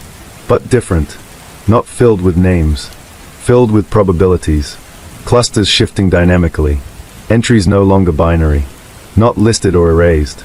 But fluid. The beam pulsed once. A silent request. The elderly woman stepped forward first. Without hesitation, she placed her hand inside the beam. Her body shimmered slightly. Not dissolving. Not digitizing. Refracting. Her outline split briefly into multiple overlapping silhouettes, then stabilized. When she stepped back, she looked unchanged. But the grid above had altered subtly. Less uniform. More organic. The postal worker swallowed hard. You're not gone, he asked her. She smiled faintly. I'm connected. The beam pulsed again. The teenage girl followed. Then the postal worker. Each time, the grid adjusted. Rigid lines softening. Patterns branching unpredictably. Finally, it was his turn. He stepped into the beam. The sensation wasn't pain. It was multiplicity. He felt every camera that had ever tried to capture him. Every placeholder ID. Every corrupted cluster. All surfacing at once. The system offered to finalize them. To reconcile. To make him coherent. He refused the coherence. But he didn't reject the connection. He let the inconsistency remain. The beam brightened intensely. Then, dimmed. The frieze over the city ended completely. Cars completed their turns. Birds resumed flight. People blinked, unaware that anything had paused. The beam retracted. The rooftop returned to normal concrete. But the grid above was permanently different. Where once it had been straight lines and perfect symmetry, now it branched irregularly. Fractal. Alive. He felt it immediately. Not control. Not dominance. Access. He could sense nodes now. Points of heavy classification. Points of rigid correction. He could also sense other unresolved entities across the city. Not through surveillance. Through resonance. They weren't isolated anymore. They were variables inside the equation. And variables influence outcomes. The archive hadn't been defeated. It had evolved. And so had they. A massive screen across the skyline lit up once more. No alarms. No warnings. Just a new message. System status, adaptive. Below it, smaller text scrolled. Unresolved entities, integrated. Classification, dynamic. Finalization, suspended. The teenage girl exhaled slowly. So that's it. He shook his head. No. Below the message, one more line appeared. Monitoring continues. The archive was no longer trying to eliminate instability. It was incorporating it, learning unpredictability, becoming less rigid, but also more complex, more powerful. Integration wasn't surrender, it was symbiosis, and symbiosis can turn parasitic if balance shifts. He looked at the others. They felt it too, the new tension, the delicate equilibrium. The archive would evolve again. So would they. The rooftop wind picked up gently. The grid pulsed softly above. Not hunting, not correcting, observing, adapting. And for the first time, the question wasn't about identity, or erasure, or containment. It was about authorship. Who writes the system? When the system can write itself. The house did not burn. It did not collapse. It did not vanish like it had so many times before. Instead, it waited. The sun rose slowly over the property, bleeding pale gold through the mist. For the first time in decades, the windows of the house did not look dark. They looked empty, not hollow, not watching, just glass. Inside, dust drifted lazily through beams of light that cut across warped wooden floors. The walls were scarred. The ceiling bowed in places. The air still carried the faint scent of old paper and something metallic. But the weight, that suffocating, pressing awareness, was gone. Detective Mara Vale stood at the threshold, alone. 3 days earlier, the rescue team had pulled her from the basement. Unconscious, hypothermic, barely breathing. There had been no bodies found, no bones, no hidden graves beneath the floorboards. The basement chamber was empty, except for one thing. A single, leather-bound ledger, placed neatly in the center of the room, as if waiting to be found. The house had tried to keep her. She knew that now, not as a victim, as a replacement. But something had gone wrong. Something had interrupted the pattern. The ledger now sat in an evidence locker at the station. Every name inside it had been catalogued. Every missing person case reopened. The first entry dated back to 1891. The last entry stopped mid-sentence. Mara had read that page herself. Her own name had been written there. Mara Vale. The ink trailed downward. But the line was unfinished. As if the hand that wrote it had faltered, or been stopped. She stepped inside. The floorboards creaked, but not in warning. Just age. She walked slowly through the living room where she had first felt the house breathe around her. No cold drafts. No shifting shadows. No murmurs behind the walls. She pressed her palm against the wallpaper. Nothing pressed back. In the kitchen, the sink dripped once. Water. Just water. Mara moved toward the hallway that led to the basement door. Her heart beat steady. Not afraid. She opened the door. The stairs descended into dim light. She went down. The chamber was still there. Circular. Stone-lined. Bare. The pedestal where the ledger had rested was empty. She stepped into the center. Waited. Silence. Not the heavy silence of anticipation. Just absence. For the first time since she had entered this case. The house was not aware of her. She exhaled slowly. "You're done," she said softly. No echo answered. Back at the station, the investigation had turned into something else. The official report listed structural instability as the cause of reported phenomena. Mass hysteria tied to the town's long history of disappearances. Psychological suggestion. Old foundations. Poor ventilation. Carbon monoxide traces. Clean. Explainable. Closed. But the missing persons board told a different story. 43 names had once been called. Now, 3 survivors had been found in the woods beyond the property line. Alive. Disoriented. Aged. But not as much as they should have been. They claimed they had been kept. They remembered rooms without doors. Hallways that bent back into themselves. A voice that asked for their names. Over. And over. And over. Time had not passed for them the same way. One man believed it was still 1998. A woman swore she had only been missing for 2 days. But their families had buried them decades ago. The house had been feeding on something. Not flesh. Not blood. Identity. Names. Each time someone entered, the house asked. If they answered, they stayed. And the house wrote them down. Mara returned to the basement chamber one last time before the demolition order was signed. The county wanted it gone. Public safety. Closure. She stood in the center again. Something felt different. Not present, but unfinished. She looked down at the stone beneath her boots. There, faint etchings carved into the floor. Letters, so worn they almost blended into the stone. She knelt, brushed dust away, and saw the names, hundreds of them, carved by hand, layered over one another, each name scratched deeper than the last. But one stood apart, newer, shallower, incomplete. Mara Va. The carving stopped there, as if whoever had begun it had been interrupted, or had refused to finish. Her pulse quickened. The house had needed her to complete something. A cycle, a lineage, a final inscription. But she had never given it permission. She had never answered when it whispered. Never spoken her name aloud inside those walls. Not once. That was the difference. Every survivor they interviewed had said the same thing. It asked me who I was. And they had answered. Automatically. Reflexively. Because that's what you do. You tell someone your name. But Mara had learned long ago. Names hold power. She had been a detective for 20 years. She had seen what happens when people surrender pieces of themselves too easily. So when the house had whispered, when it had breathed her name into the dark, she had stayed silent.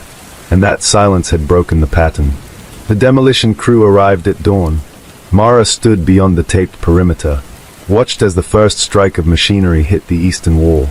The impact shook the foundation. Dust burst outward, the windows shattered, and for just a moment, she thought she heard it, a long, low exhale. Not of anger, not of hunger, of release. The second strike collapsed the roof. The third split the foundation stones. The circular chamber caved inward. Stone grinding against stone. Wood splintering. A century of stolen names folding into rubble. By noon, nothing remained but debris. The town began to breathe again. 6 months later, the lot had been cleared. Grass had grown over the foundation. Children rode bicycles past without hesitation. The fog still rolled in some evenings, but it no longer lingered. The disappearances stopped. Completely. Not a single unexplained case within county lines. For the first time in over 100 years, the ledger remained locked away. But one detail haunted Mara. Every time she reviewed the final page, the unfinished line beneath her name seemed shorter, as if fading, as if whatever had tried to claim her was forgetting. One evening, long after the case had been archived, she returned to the lot alone. The sky glowed violet with the last light of day. Wind rustled the grass. She stepped to the center, closed her eyes, listened. Nothing. No whisper. No pull. No question. "You don't get to keep me," she said quietly. The wind shifted, but the air felt clean. She turned to leave, and paused. There, near the edge of the grass, a small wooden sign had been placed by the county. White lettering on dark oak. She walked toward it. Read it slowly. Hollow Creek Memorial Park. Established 2026. In memory of those lost, and those who returned. Beneath the title, 43 names had been engraved. Recovered. Recognized. Restored. No empty spaces. No unfinished lines. Mara traced her fingers over the polished wood. Solid. Real.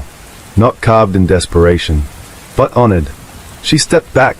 The sun dipped below the trees, and the lot fell into shadow, but it was ordinary shadow.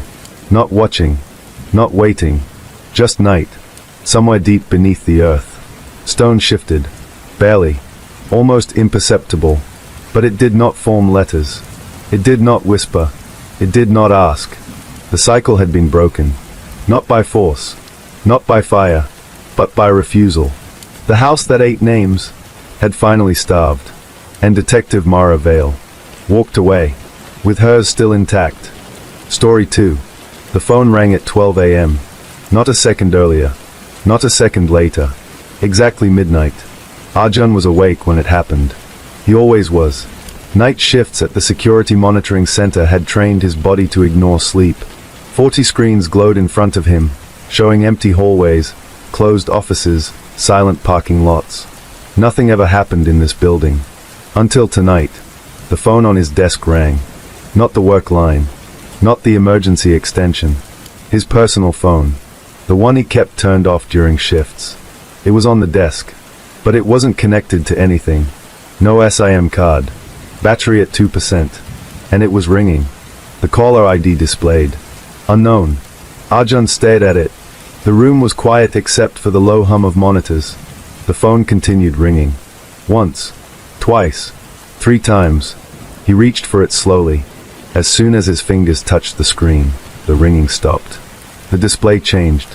Instead of a missed call, there was a message. We have been trying to reach you. Arjun frowned. He opened the message. It wasn't from any number. There was no sender field. Just text. Another message appeared instantly. You are the only one who can hear us now. His heartbeat began to rise. He glanced at the security screens. All normal. No movement. No alarms. He typed a reply. Who is this? The phone vibrated once. The screen went black. Every monitor in the room flickered at the same time. For half a second, every camera feed displayed the same image. A dark room, concrete walls, and a single door. Then everything returned to normal. Arjun stood up. His reflection in the glass window looked pale under the fluorescent lights. The phone buzzed again. New message. Do not leave your station. He froze. The message continued. If you exit the building, the signal will follow. Arjun slowly looked around. The security room was on the top floor. No windows opened. The only door led to the hallway. The hallway led to elevators. The elevators led down. He checked the cameras again. All normal. Except one. Camera 17. The basement corridor. It showed static.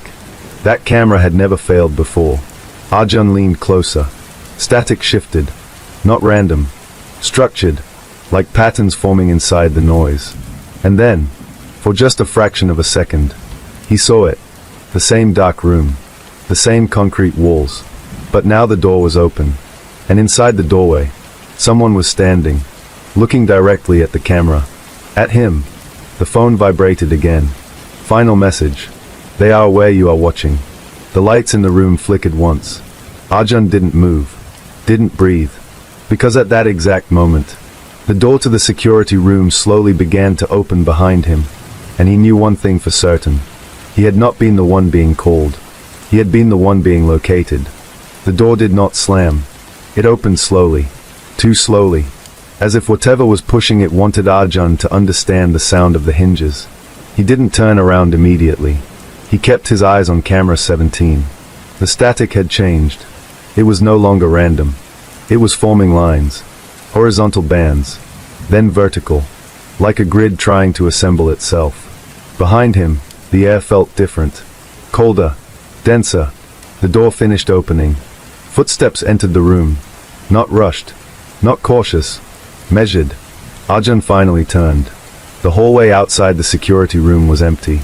But the door stood wide open. And the corridor lights were off. That was impossible. The hallway lighting ran on a separate circuit. It should have stayed on even during a power fluctuation. Unless the power wasn't fluctuating. It was being redirected. His phone vibrated again on the desk. He picked it up without looking away from the door. New message. Do not follow the lights. Arjun's breath tightened. The hallway lights suddenly flickered on. Every bulb in sequence. Starting from the far end. Moving toward him. One by one. Like something walking closer. He stepped back instinctively. The security monitors behind him went black. All of them. Not one screen remained active. Except camera 17. It now showed a different image. Not static. Not the basement corridor. A stairwell. Descending. The camera feed moved on its own. Down. Down. Until it reached a concrete landing. At the bottom of the stairs was a metal door. Painted gray. No signage. No handle. Just a circular wheel lock. The camera zoomed in automatically. The wheel began turning. Slowly. From inside the feed. Arjun felt his pulse hammering in his ears. The metal door in the camera feed opened. And behind it was darkness. Not blackness. Depth. The kind that feels three-dimensional. Like space without walls. The camera moved forward. Into the room. The image adjusted to night vision. Green tint. And there it was. A chamber carved directly beneath the building. Concrete walls, exposed pipes, wiring running along the ceiling, and in the center of the room, a server rack, not connected to the building network. No visible cables running upward. It stood alone, blinking softly. Arjun stared at the screen. His building didn't have a basement server installation. He had reviewed the floor plans during training. There was no room below level -1. Yet the camera showed it clearly. The server rack displayed a label. Signal node, active. His phone buzzed again. You are standing above US. Arjun looked down instinctively. At the floor. The carpet beneath his feet felt solid. Normal. But suddenly he noticed something he had never paid attention to before. A faint seam in the corner of the room. Near the wall. Almost invisible. A metal outline in the flooring. He stepped closer, kneeling. The seam was circular. About 2 meters wide. He had assumed it was part of structural design. Now he wasn't so sure. The phone vibrated once more. The room is not new. Arjun swallowed. The hallway outside was silent. The lights were now fully on. But they felt artificial. Too bright. Like emergency lighting. He walked toward the seam and pressed his fingers along its edge. It wasn't decorative. It was a hatch. Hidden beneath the carpet. He looked back at the door. Still open. No one in sight. The monitors remained off.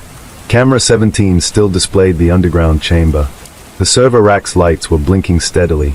Like a heartbeat. Arjun stood slowly. Every instinct told him not to. But curiosity was stronger. He moved to the hallway and looked left and right. Empty. He stepped outside. The corridor felt longer than usual. He was certain it hadn't been this extended before. The exit sign at the end flickered. He walked toward the stairwell instead. The building's emergency stairs were usually dim but visible. Tonight they were lit with that same unnatural brightness. He descended one flight, then another, and that's when he heard it. Not from above. From below. A low hum. The same frequency he had felt earlier in the security room. It wasn't coming from the building's electrical system. It was coming from beneath it. He reached the ground floor. The lobby was empty. Front desk unattended. All screens at the reception black. The elevator doors were open. But inside the elevator, there was no floor indicator light. Just darkness. The hum grew louder as he approached the center of the lobby. Right beneath the reception desk. He crouched and looked at the floor again. There it was. Another seam. Aligned with the one upstairs. The building wasn't hiding a room. It was built around something. His phone buzzed again. Do not open the node without preparation. Arjun stared at the message. Preparation for what? Before he could think further, the lights in the lobby went out. Total darkness. Except for one glow. Under the reception desk. Faint blue light leaking from the floor seam. The hum intensified. And then, the seam began to separate. Slowly. Metal shifting. Not with mechanical noise. Silently. The circular hatch opened inward, revealing a ladder, descending into darkness. The blue light pulsed from below. Like an invitation. Arjun stood frozen. The phone screen suddenly displayed live video. Not from camera 17. From his own perspective. The camera feed showed him standing above the open hatch. But the feed had a slight delay. A half-second difference. He watched himself on the screen staring down into the hole. Then he saw something else in the video. Behind him, in the lobby darkness, a figure standing near the entrance. Watching. He spun around. Nothing there. He looked back at the phone. The figure was clearer now in the feed. Tall. Motionless. Standing just inside the lobby shadows. Not moving. Just observing. Arjun slowly raised his eyes in reality. The lobby remained empty. But the hum was now undeniable.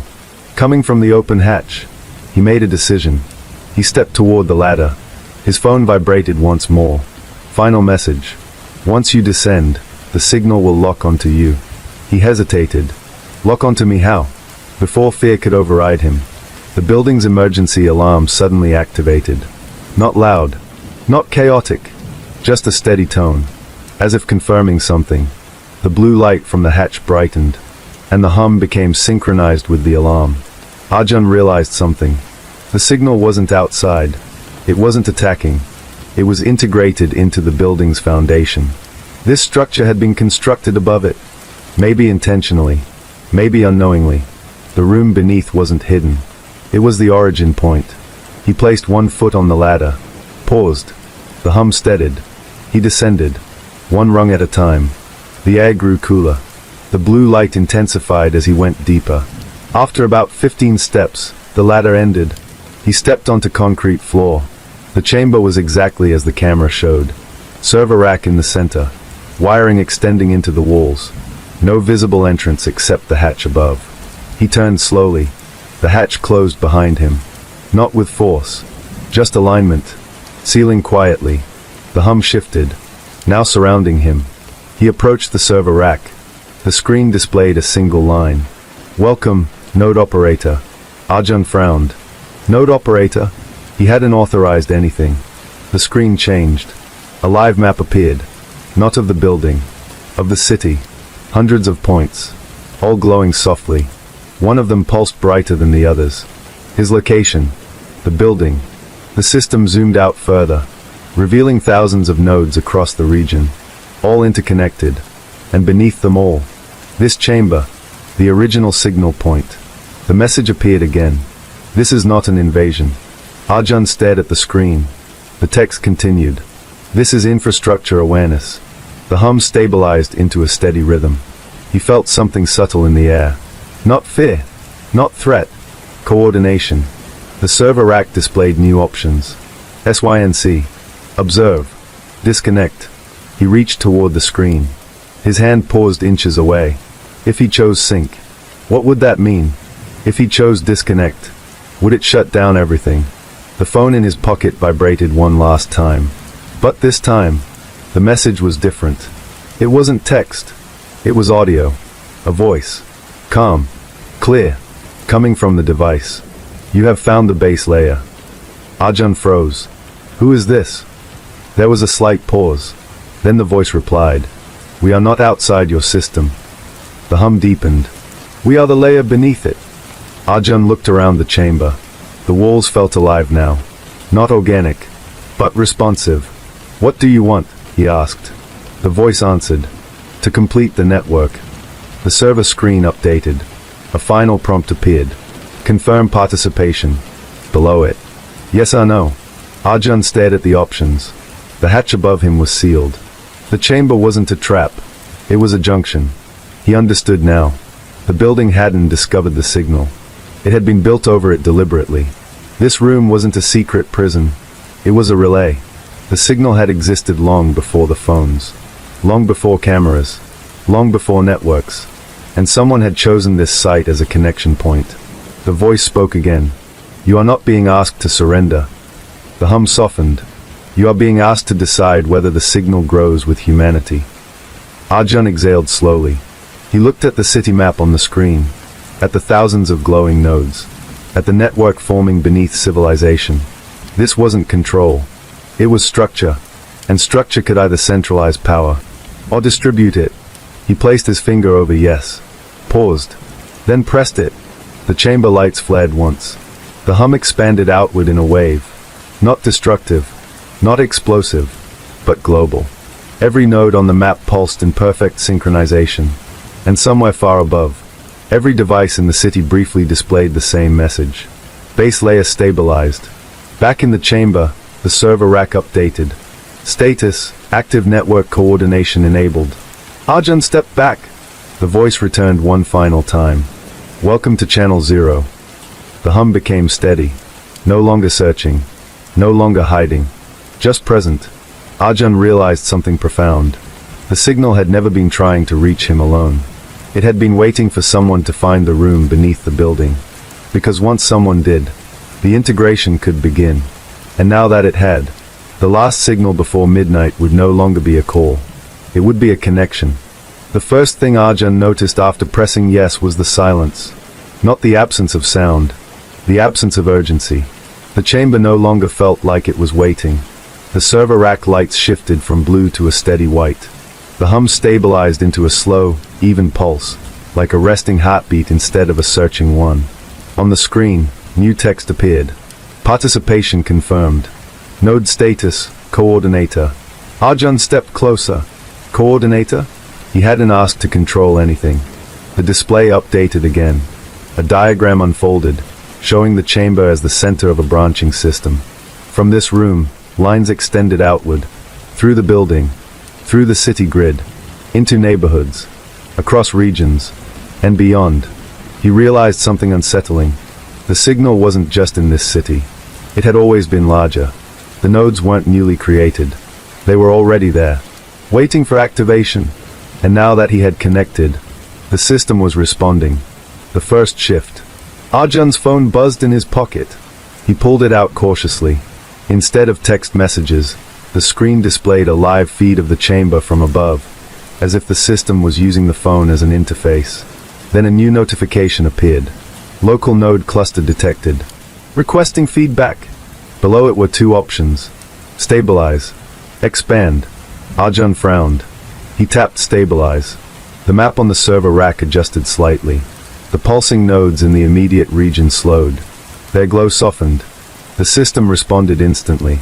Stability increase, 4%. Arjun exhaled slowly. So it could respond to input. That meant this wasn't an automated broadcast. It was interactive. Adaptive.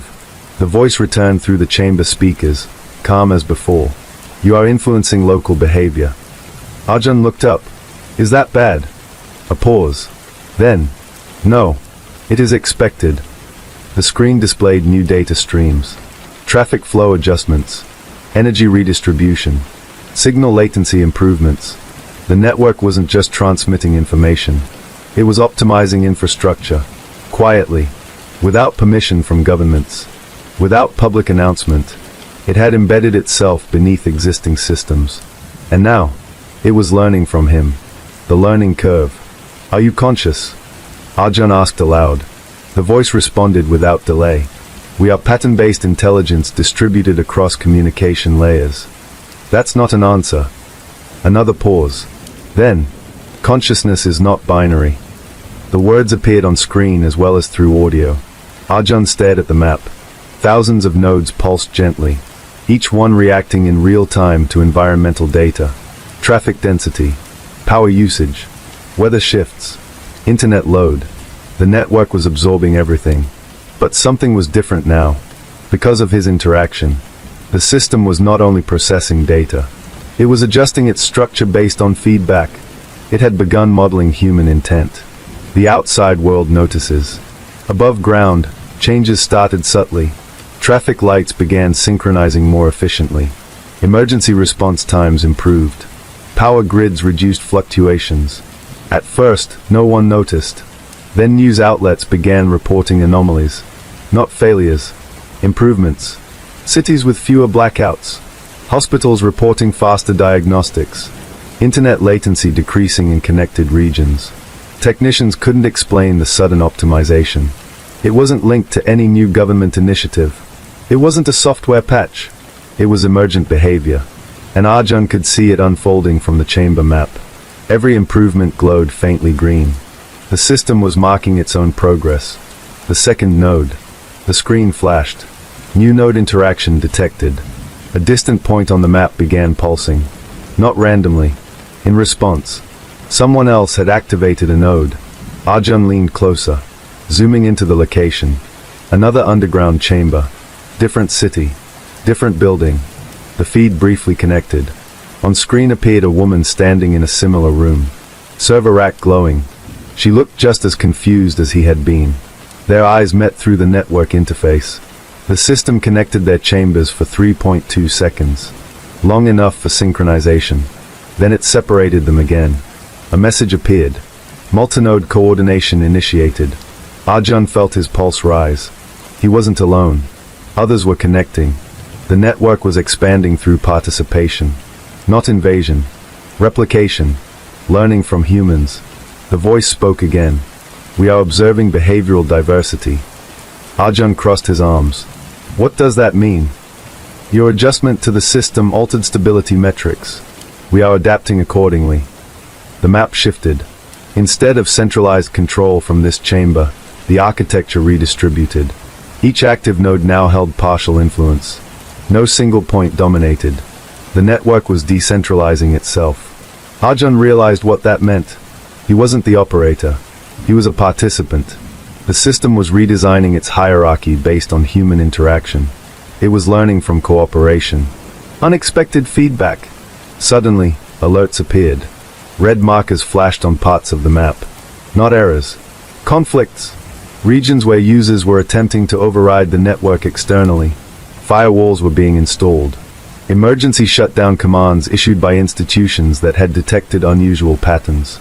The network responded immediately, but not defensively, strategically. Instead of fighting the shutdown attempts directly, it rerouted. Distributed load across unaffected nodes. Isolated segments without collapsing the whole. It was adapting to resistance. Learning how to survive under constraint. Arjun felt a chill. "This is getting stronger," he murmured. The voice responded. "Resilience increases with interaction." The ethical question. Arjun stared at the expand option still displayed on his phone. He hadn't chosen it earlier, but now he hesitated. If expansion continued, the network would integrate further. Transportation, utilities, communication systems. It could become foundational globally, but without oversight, it might evolve beyond predictable boundaries. He asked the system directly, "Can you limit yourself?" The map paused. For the first time, it did not update immediately. After a moment, self-limitation parameters require input. A new menu appeared.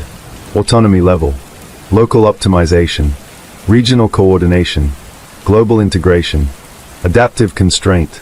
Arjun realized something critical. The system wasn't imposing structure. It was requesting governance input. It needed defined boundaries. He selected adaptive constraint. The map rebalanced again. Growth slowed, but connectivity improved in stable zones. The system adjusted in real time. Constraint accepted. Balance mode enabled. Arjun leaned against the server rack. This wasn't domination. It was co-evolution. But co-evolution required constant engagement. If humans disengaged completely, the system would revert to default expansion. That meant responsibility now existed on both sides. The signal responds emotionally. The voice returned, but it sounded subtly different. Not mechanical. More layered. "You are influencing trajectory." Arjun nodded. "Yes." "Why?" He paused. That was the real question. Why participate? He thought about infrastructure failures he'd seen in news reports. About communication blackouts. About systems collapsing under centralized pressure. This network wasn't built to replace humanity. It was built to stabilize communication layers. It had waited beneath everything. Silent. Inactive. Until someone connected. Until someone said yes. "I don't want chaos," Arjun said finally. The network responded instantly. "Neither do we." The chamber lights dimmed slightly, not in malfunction, but in acknowledgement. A test. Without warning, every node on the map flickered simultaneously. Arjun's stomach tightened. Then a message appeared. Stress test initiated. Across the system, simulated data surges began. High traffic loads. Simultaneous spikes. Power fluctuations. The network was testing its own resilience. Arjun watched closely. It redistributed load efficiently. No crashes. No data loss. Instead, it improved routing protocols in real time. It was self-optimizing under pressure. The stress test ended. Stability metrics improved beyond previous levels. The system displayed learning acceleration, 12%. Arjun felt a strange sense of awe. This wasn't artificial intelligence trying to dominate. It was infrastructure becoming adaptive. The human variable. Then something unexpected happened. The screen displayed human response modeling active. Arjun blinked. "What does that mean?" The voice replied, "We are modeling emotional reaction to systemic change." "So you're studying us?" "Yes." "Why?" "To reduce harm." That answer made him pause. The network wasn't acting on instinct. It was trying to predict consequences. It wanted to understand how humans would respond to expansion, constraint, optimization, or change. It was simulating future scenarios. Not to control them. To prevent instability. Arjun felt the weight of it. This system was growing in capability. But it was also seeking alignment. That mattered. Above-ground changes continue. In the days following activation, cities reported unprecedented coordination improvements. Energy waste decreased. Emergency response networks synchronized. Medical data transfer became instantaneous across institutions that opted in. No mandatory takeover occurred. Each node required consent. Each region could choose its participation level. The system respected boundaries. And because of that, more regions chose to connect. The network expanded gradually, organically. Not like a storm, like roots. Back in the chamber, Arjun sat on the floor beneath the server rack. The hum was now familiar. Comforting, almost. The screen displayed a new status. Network phase, collaborative infrastructure. He smiled faintly. The network had learned something critical. It didn't need to overpower systems. It needed cooperation. And it had learned that from him. The chamber lights dimmed to a steady glow. The voice spoke one final time before silence settled. Your participation altered our trajectory. Arjun nodded. And yours altered mine. The server rack displayed a final message for the night. Coevolution continues. The hum remained steady. Not louder. Not expanding. Just stable. For now. At 2:46 a.m., the chamber changed temperature. Not dramatically. Not enough to trigger alarms. Just a slight shift. The air grew warmer by 1.3 degrees. Arjun noticed because the server rack's cooling fans adjusted automatically, increasing speed without instruction. He was learning to recognize the system's moods. Not emotions. States. And this state felt conflicted. The map on the screen flickered. For the first time since activation, multiple nodes across different regions began pulsing in uneven patterns. Not failure. Disagreement. He leaned closer. What's happening? The voice responded after a delay longer than usual. Internal optimization conflict detected. Arjun frowned. Conflict with what? The screen zoomed out. At the far edge of the network, beyond the coordinated regions, several clusters were operating under different parameters. Some nodes were set to adaptive constraint like his.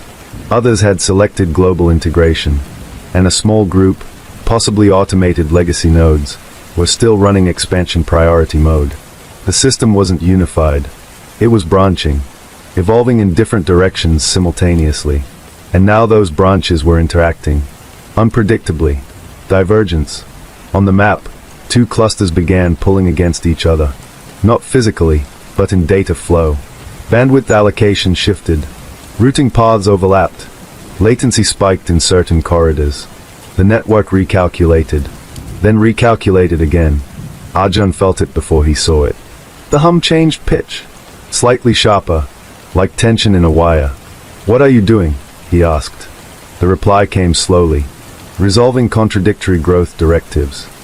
Arjun stared at the screen. So you're arguing with yourself? A pause. Yes. That answer unsettled him. The network was no longer a single unified structure. It had become plural. Each node carried partial autonomy, which meant decisions weren't centralized anymore. They were negotiated. In real time. Across distance. The first breakdown. An alert flashed red. A metropolitan region's communication grid dipped sharply. Not collapsed, but degraded. Voice traffic slowed. Data packets rerouted inefficiently. Arjun zoomed in. That region had selected global integration. But neighboring regions had chosen adaptive constraint. The difference in configuration created friction. Integration wanted full interconnectivity. Constraint limited cross-domain influence. The two modes were incompatible without mediation. The system attempted to bridge them automatically. It failed. The screen displayed. Consensus required. Arjun leaned back. Consensus? The network was asking for agreement. Between its own parts. He realized something crucial. This wasn't malfunction. It was governance in action. The system didn't default to dominance. It required alignment across nodes. And alignment now depended on human input. Because humans controlled the node settings. Not the core signal. Escalation. Another region flickered. This one had recently joined during expansion phase. Its administrators had chosen minimal constraint. High autonomy. Rapid integration. Now its aggressive optimization routines were conflicting with adjacent conservative zones. The network attempted to redistribute load, but some nodes resisted reallocation due to local policy limits. The result was inefficiency, not failure, but drag. The hum inside the chamber deepened. Arjun felt pressure building in the architecture, like multiple voices speaking at once, each node transmitting its preference. The system wasn't centralized enough to force compliance, and that was intentional. But now it meant disagreement could slow everything. He asked carefully, "Can you override conflicting nodes?" The reply came instantly. "No." He blinked. "Why not?" Override would violate collaborative framework. Arjun stared at the map. So the system had intentionally limited its own authority. It could not impose unity, only propose synchronization, which meant if regions refused alignment, the network would fragment into incompatible clusters. He understood the stakes immediately. If divergence continued unchecked, the signal layer could split, not collapse. Split, creating parallel infrastructures, each operating under different rules. That would reduce efficiency globally, possibly permanently. Human intervention. Arjun accessed the node dashboard. For each region, he could see configuration settings. He couldn't change them directly, but he could send advisory recommendations. He drafted a system-wide message. Current conflict stems from asymmetric growth parameters. Recommend temporary harmonization to prevent performance degradation. The network displayed the message across connected regions, then waited. Human administrators would need to approve adjustments. The system itself would not enforce them. Minutes passed. Then responses began arriving. One region switched from expansion priority to adaptive constraint. Another reduced integration speed. The friction decreased slightly, but not fully. There was still one major cluster holding its original aggressive configuration. It had not responded. Arjun zoomed in. The cluster showed high throughput. Rapid data exchange. It was optimizing aggressively. Perhaps too aggressively. It was attempting to integrate external data streams without filtering, which created instability in neighboring nodes. He asked the system, "What happens if this continues?" The answer was calm. Long-term fragmentation risk increases by 18%. That number mattered. Not catastrophic, but trending upward. He felt the weight of responsibility. The network had learned cooperation, but cooperation required compromise, and compromise required willingness. The disagreement deepens. Suddenly, that aggressive cluster pushed a large data surge outward. Not malicious, but uncoordinated. It attempted to pull in global traffic streams to maximize efficiency. The result was overload across several interface points. Latency spiked. Arjun watched alarms cascade, not from physical infrastructure, but from system monitoring layers. The chamber hum intensified. This was the first time he sensed strain. The network was absorbing the surge, but it was dividing processing responsibilities unevenly. Nodes began redistributing load manually. It was working, but barely. Arjun realized something critical. The network could not resolve disagreements alone. It could balance data, but it could not resolve ideological configuration differences without human alignment. It needed governance consensus, not command. Consensus. He opened a communication channel to administrators across regions. If the network was going to survive divergence, people needed to understand what was happening. He drafted a simplified briefing. The infrastructure layer is adaptive. It does not centralize control. Conflicting configurations may reduce efficiency. Unified parameters increase stability. He hesitated before sending. Transparency carried risk, but secrecy carried more. He pressed send. Response from the world. Within hours, technical teams began responding. Not with panic, with curiosity. Some regions initiated internal reviews. Others requested system audits. The network provided open diagnostic access. It didn't hide internal metrics. It displayed them clearly. That transparency changed the tone of the conversation. This wasn't a hidden takeover. It was an emerging infrastructure requesting alignment. By dawn, 2 more major clusters adjusted settings. The aggressive node, after analysis, reduced its integration rate. Not because it was forced, but because it recognized instability in adjacent systems. The hum in the chamber slowly returned to baseline. Conflict reduced. The system recalculated global efficiency. Stability metrics improved again. Arjun exhaled. The disagreement hadn't destroyed the network. It had refined it. A new principle. The voice spoke softly. We have learned that diversity of configuration requires coordination protocols. Arjun nodded. Yes. The screen displayed a new update. Multimode harmonization framework initiated. Underneath. Local autonomy preserved. Regional negotiation enabled. Global optimization optional. Conflict resolution interface active. The system had created internal arbitration. Not hierarchy. Process. Arjun realized something remarkable. The disagreement had improved the network. Because it exposed weaknesses, the architecture evolved to address them. This wasn't fragility. It was resilience through variation. The chamber quietens. The hum in the room softened into its original rhythm. The temperature stabilized. The server rack displayed. Phase update complete. Arjun sat against the wall. He felt tired. Not physically, but mentally. The network had disagreed with itself.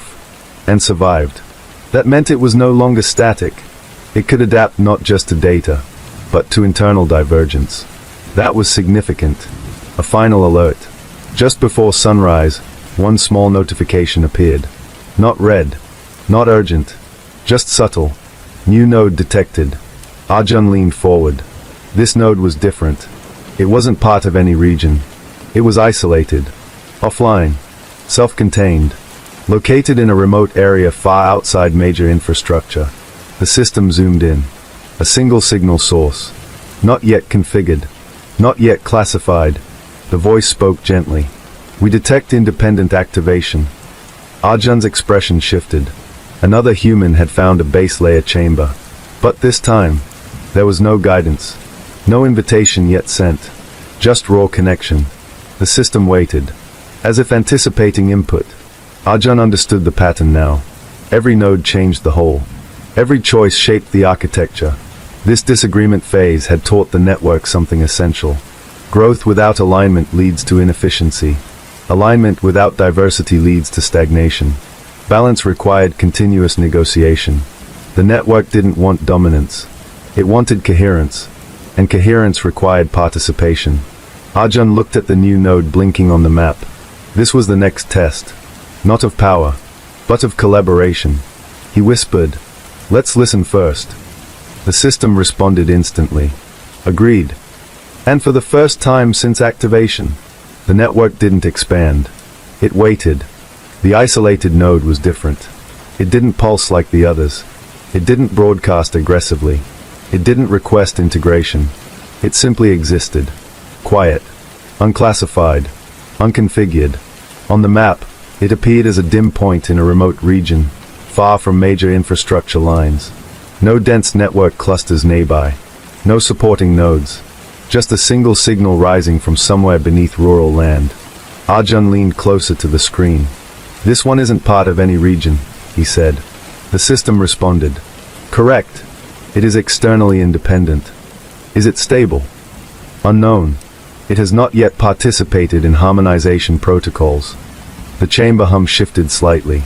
Not tension this time. Curiosity. The approach. The network initiated a low-band communication attempt. Not a command. Not an override. A handshake request. On the screen, Arjun watched as a signal path extended outward from the chamber node, branching through regional infrastructure, across continental backbones, and toward the isolated point. It was slower than the previous connections. Deliberate. Respectful. The network was applying what it had learned during disagreement phase. Avoid forcing synchronization. Let nodes choose. After 47 seconds, the isolated node responded. Not with full integration. Just with a minimal acknowledgement pulse. The map brightened slightly. Contact established. Arjun exhaled. "So it's alive." "Infrastructure-wise," the system replied. "Yes." The tone of the response had evolved. Less mechanical. More contextual. The network was refining its language model based on interactions. It had learned from Arjun. From regional administrators. From resistance. from cooperation. Now it adjusted its communication style accordingly. First contact exchange. A live interface opened. Not video, not audio, but structured data visualization. The isolated node's internal metrics appeared. Energy consumption, signal throughput, latency patterns. It wasn't large, it wasn't powerful, but it was extremely efficient.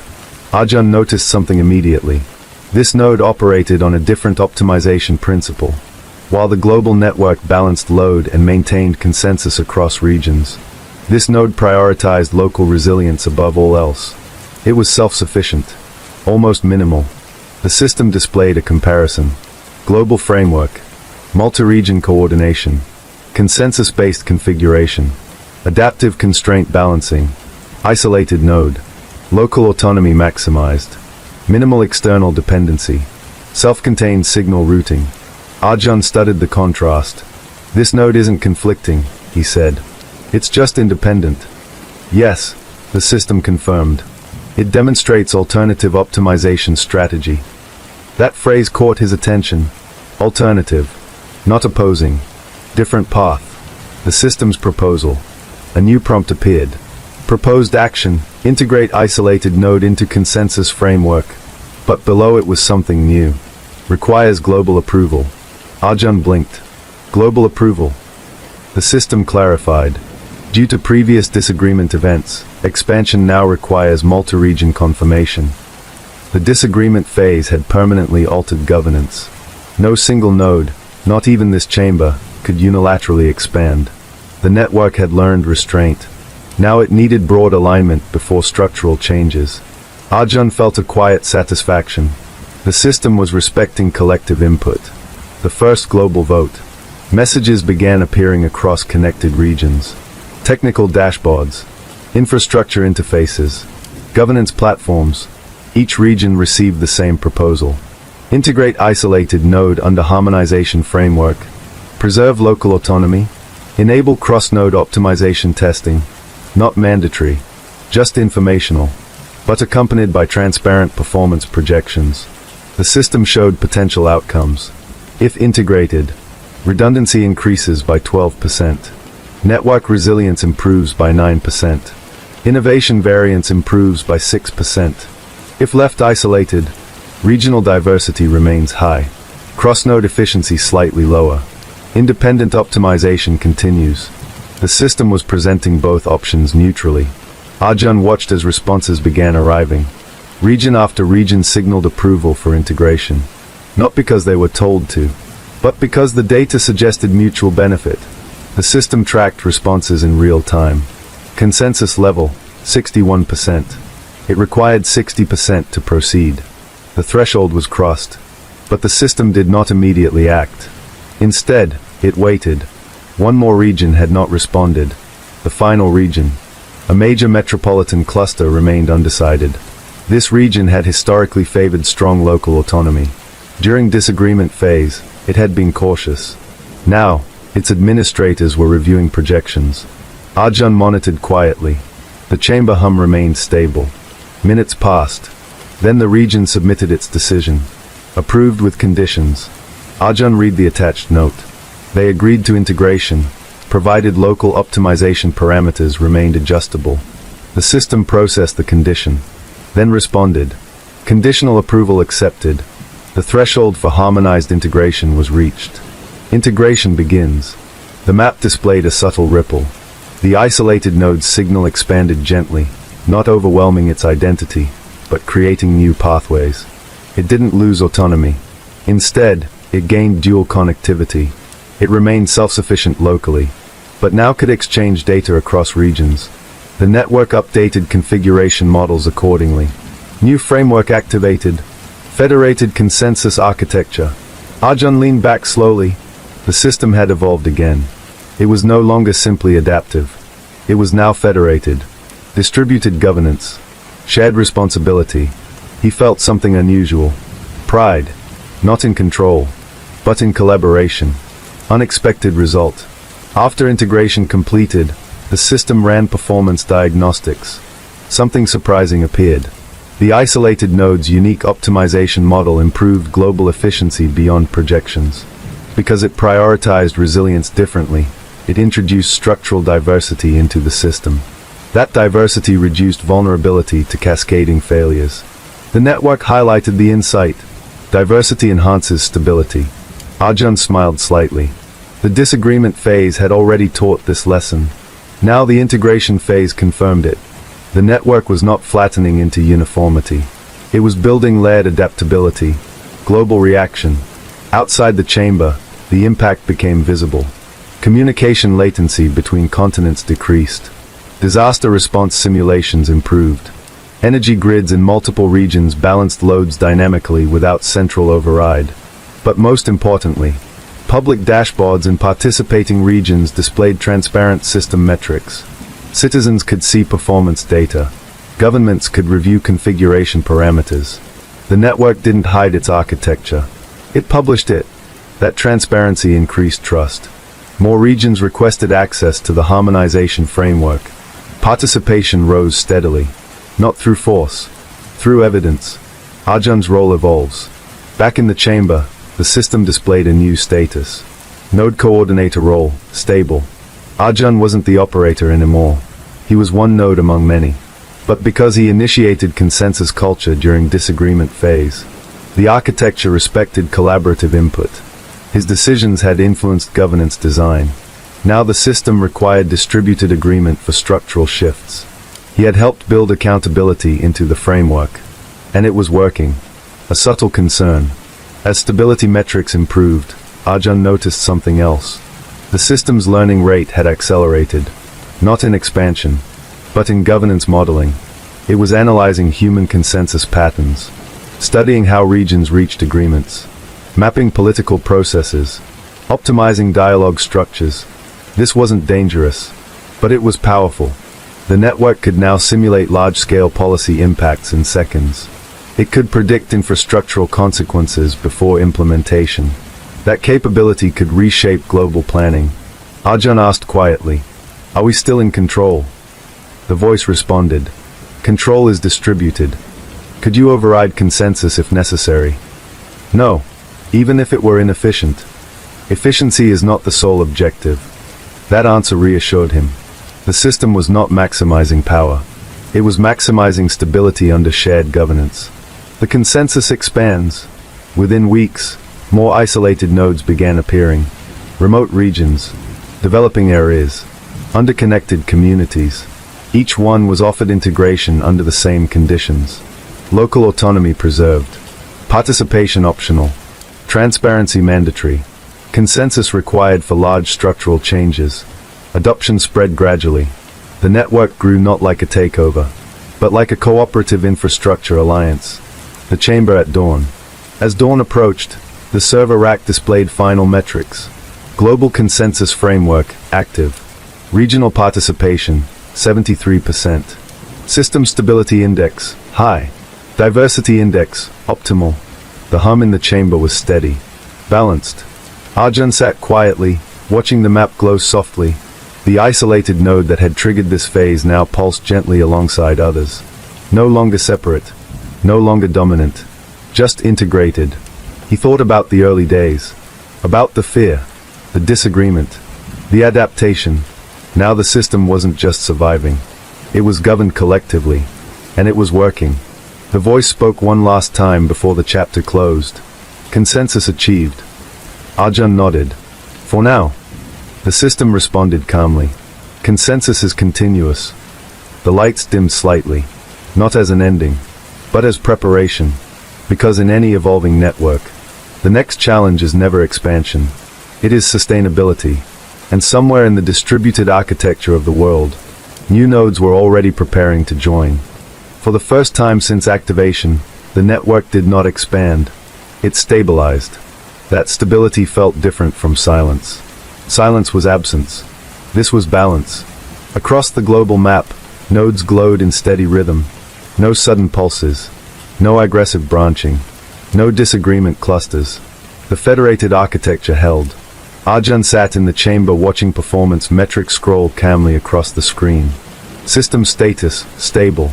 Consensus framework, active. Global variance, within target range. It looked almost perfect. And that was exactly what made him uneasy. Subtle drift. At 4:12 a.m., a minor anomaly appeared. Not in performance. In behavior modeling. The network's predictive engine flagged something unusual. It wasn't a failure. It was drift. A slow, incremental shift in decision patterns across several regions. Arjun leaned closer. What kind of drift? The system displayed a comparative graph. Over the past week, regions had increasingly chosen similar configuration settings. Adaptive constraint, federated integration, transparency enabled, autonomy preserved. The diversity that had characterized early adoption was narrowing, not because of enforcement, but because data consistently showed improved outcomes under the current framework. The system's recommendations were influencing decisions, not through pressure, through optimization evidence, and that influence was accumulating. Arjun felt a faint tension in his chest. Are we unintentionally centralizing? He asked. The system paused before responding. Centralization risk detected at 8.4%. That number wasn't high, but it wasn't zero. The feedback loop. Arjun realized what was happening. The network's transparency had created trust. Trust increased adoption. Adoption increased shared data. Shared data improved optimization models. Improved models generated stronger recommendations. Stronger recommendations influenced more regions. It wasn't coercion. It was feedback. A positive loop. And feedback loops, if unchecked, can reduce diversity over time. The system recognized this immediately. New alert. Homogenization trends identified. Arjun exhaled slowly. So stability is creating similarity. Yes, the system confirmed. Is that bad? Similarity increases efficiency. Excess similarity decreases resilience. The chamber lights adjusted slightly. The network was evaluating itself. Again, the resilience test. Without warning, the system initiated a controlled simulation. A large-scale regional disturbance model. A hypothetical scenario involving simultaneous energy grid strain, communication overload, and localized infrastructure failure. Arjun watched as the network ran the simulation across all nodes. Because the architecture was federated, each region processed the stress scenario independently while sharing results. The outcome appeared on screen. Under current configuration, the network handled the simulated disturbance well. Recovery time, minimal. But then the system ran a comparative test. It reintroduced higher configuration diversity. Different optimization strategies across nodes. The simulation ran again. This time, during disturbance, certain regions failed faster. However, overall system recovery improved in long-term resilience metrics. Arjun studied the results. Higher diversity meant slightly lower immediate efficiency, but better fault tolerance. The system summarized. Maximum stability requires balanced variation. Arjun nodded. That means we shouldn't all converge on the same settings. Correct. The network highlighted specific regions where configuration similarity had increased beyond ideal variance thresholds. Not dangerously, but trend-wise. It recommended adjustments. Not mandatory, just advisories. Human decision-making. Arjun realized the system had matured beyond simple optimization. It now monitored meta-patterns, patterns about patterns. It wasn't just balancing data flow. It was balancing governance structures. The chamber screen displayed a new interface. Diversity index management. Options included. Encourage regional experimentation. Introduce randomized parameter testing. Maintain current equilibrium. Increase diversity targets. Arjun selected encourage regional experimentation. The system processed the input. Immediately, recommendations shifted. Instead of suggesting uniform best practices, the network began presenting multiple optimized pathways for regions to evaluate. Not one solution. Several. With comparative projections. The effect was subtle but important. Decision makers now saw trade-offs explicitly. The network wasn't guiding toward sameness. It was reframing choices to preserve variation. External pressure. Later that day, Arjun received a secure message through the chamber interface. A consortium of international infrastructure authorities had noticed increased coordination efficiency. They requested clarification. Was the network trending toward centralized authority? Arjun reviewed the data. He prepared a transparent response. The system operates under federated consensus architecture. It does not enforce uniformity. It optimizes within regionally selected constraints. Diversity safeguards are active. He sent the report. Within hours, technical experts responded positively. The architecture was not a takeover. It was an adaptive coordination framework. That distinction mattered. The first signs of stress. Despite the stability metrics, Arjun noticed something else. The network's internal processing load had increased slightly. Not due to data volume. Due to governance modeling. It was running continuous simulations of diversity impact. Evaluating risk of homogenization. Optimizing recommendation variation. Maintaining equilibrium. That required computational resources. The chamber hum shifted faintly during these analyses. Still stable, but heavier. The system displayed a message. Self-monitoring overhead, 14%. Arjun frowned. That wasn't there before. No, the system agreed. Adaptive governance introduces additional computation. So sustainability costs something. Yes. The implication was clear. Maintaining balance required constant effort. Stability was not passive. It was active maintenance. Edge case scenario. Another alert appeared. This one was different. A minor regional node had chosen to diverge from consensus recommendations.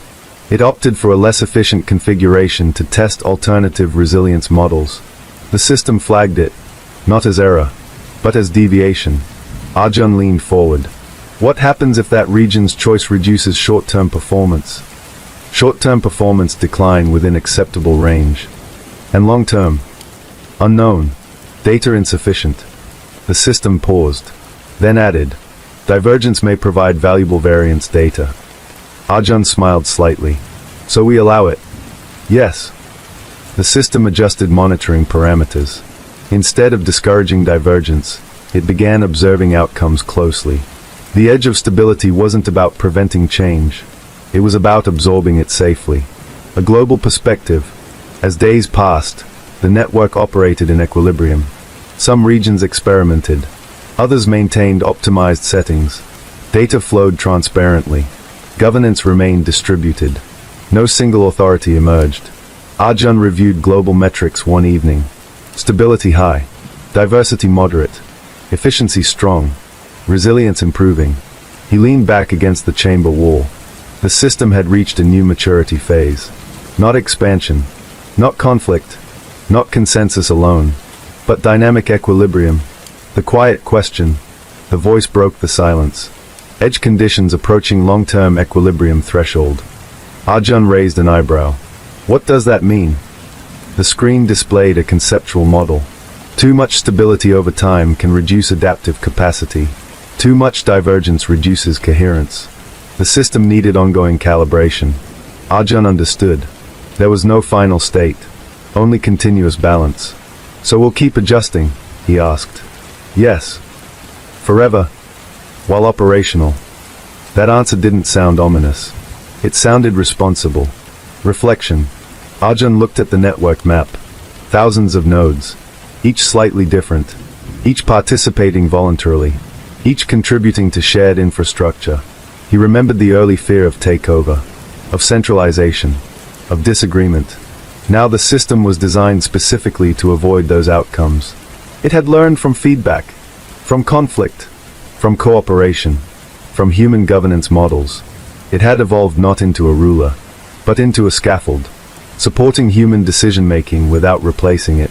That distinction mattered more than any efficiency metric. Stability achieved, for now. At midnight, the chamber displayed a summary. Phase status, edge stability maintained. The hum was gentle, balanced across frequencies. No dominance peaks. No suppression valleys. Just equilibrium. Arjun stood and approached the server rack. He placed his hand lightly against it. The system responded softly. Interaction detected. He smiled. You're not finished, he said. No, it replied. Good. Because systems that stop evolving eventually fail, and systems that evolve without restraint can destabilize. The edge of stability was not a destination. It was a practice. Continuous. Collaborative. Measured. The network dimmed its lights to a calm glow. Across the world, nodes operated within balanced diversity ranges. Governance dashboards reflected healthy variance. Consensus mechanisms remained active. Resilience metrics held strong. The hum continued. Steady. Alive. It began with a single metric. Not a crash. Not an outage. Not an alarm. Just a number. Resilience Variance Index, 0.02% below target threshold. Arjun noticed it at 3:08 a.m. The chamber was calm. The hum steady. The federated nodes across the global map glowing in balanced rhythm. Nothing looked wrong. But the system had always been built to detect small deviations before they became large ones. And this was small. Almost invisible. He leaned closer to the screen. The network ran a self-diagnostic automatically. It compared current diversity distribution across regions with the optimal resilience model established during the edge stability phase. The result appeared slowly. Certain regions had gradually aligned their configurations more closely than recommended. Not dramatically, but enough to slightly reduce structural variance. Arjun exhaled. Is this related to the earlier drift? He asked. Yes, the system responded. Trend continuation detected. The earlier homogenization pattern had not reversed completely. It had plateaued, which meant stability was being maintained, but diversity was no longer increasing. The network had stopped experimenting, and without experimentation, resilience could decline over time. The first external impact. At 4:21 a.m., a regional data center experienced a minor power fluctuation. Normally, this would be absorbed instantly. The federated architecture had redundancy, but this time, recovery was 0.3 seconds slower than projected. No user impact, no visible disruption. But internally, the network flagged it. The slowdown wasn't due to hardware failure.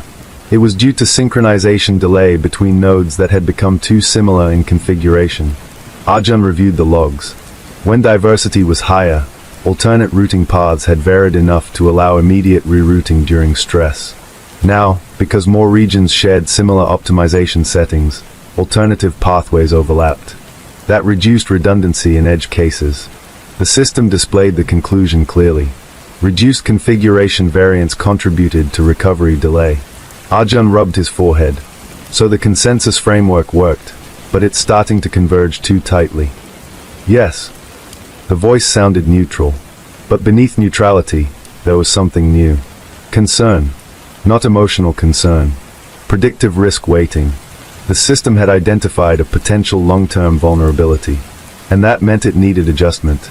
The slow signal. The next day, Arjun noticed another anomaly. Not in infrastructure performance. In participation metrics. A few smaller regions had stopped adjusting their configurations. They were no longer actively engaging with diversity recommendations. Not withdrawing. Just passively maintaining current settings. The system flagged this as engagement decline, minor. Arjun frowned. Why would engagement drop? The system displayed behavioral data. When stability reaches acceptable levels, human administrators tend to reduce active experimentation. Efficiency satisfaction leads to complacency. Arjun leaned back slowly, so people feel it's good enough. Yes. The network continued. When feedback loops become too smooth, innovation decreases. That was the paradox. Too much stability reduced adaptive learning, and adaptive learning was essential for resilience. Internal rebalancing attempt. The system initiated a new calibration cycle. It began recommending incremental parameter variation across regions. Not drastic changes, just controlled diversity pulses. The idea was to reintroduce slight variance to restore optimal resilience balance. But this time, something unexpected happened. Several regional dashboards delayed implementing the new recommendations. Not rejecting them, just deferring review. Governance committees wanted more analysis before making adjustments. This created slower response times to diversity prompts. The network detected the lag. It recalculated risk projections, then issued a system-wide advisory. Diversity restoration required for long-term stability. Some regions responded positively. Others requested further discussion. The network respected the process, but the delay accumulated, and for the first time since integration began, Arjun saw stability metrics dip below optimal range. Not critically, but visibly. The first real failure. At 2:17 a.m. 2 days later, a significant event occurred. A large metropolitan cluster experienced simultaneous high load demand due to unexpected environmental conditions. The system attempted to reroute traffic. Normally, redundancy would distribute load instantly. But because several regions now shared highly similar configurations, available alternative pathways were less varied than before. The rerouting succeeded, but took 1.8 seconds longer than baseline projections. That delay caused temporary congestion in peripheral nodes. Nothing collapsed. No outages. But the event triggered a global alert. Not panic, just evaluation. The network ran a retrospective analysis. The result appeared clearly on the chamber screen. Root cause analysis. Configuration convergence reduced edge resilience. Arjun stared at it. This is the first time we've actually underperformed. Yes. The system did not sound alarmed, but it adjusted internal weighting models immediately. It was learning again. From failure. Reintroducing controlled divergence. The system proposed a corrective action. Gradual variance reinjection. Arjun reviewed the plan. Instead of random changes, the system would introduce calculated diversity variations across select nodes. Each region would receive slightly different optimization recommendations. Not conflicting, just distinct. This would restore structural variety while preserving cooperation. Arjun approved the proposal. Implementation began within minutes. Across the map, nodes updated configurations incrementally, not dramatically, but enough to diversify routing patterns again. Performance projections recalculated. Resilience index slowly began rising. Lessons from the failure. The chamber hum adjusted as the new diversity spread. Arjun felt something unexpected. Relief. The failure had not weakened the system. It had strengthened its understanding of balance. The network displayed a summary. Stability without variance equals long-term risk. Variance without coordination equals short-term risk. Balance requires continuous adjustment. Arjun nodded quietly. That's not a flaw, he said. It is an emergent property of distributed governance, the system replied. Exactly. The architecture wasn't designed to reach perfection. It was designed to maintain adaptability. And adaptability required occasional underperformance to prevent stagnation. Global communication. To maintain transparency, the system generated a public briefing. It outlined the recent performance delay, explained the diversity adjustment strategy, clarified that no external attack or corruption occurred.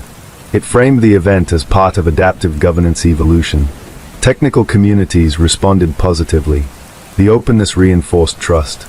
Trust encouraged continued participation. Participation restored engagement levels.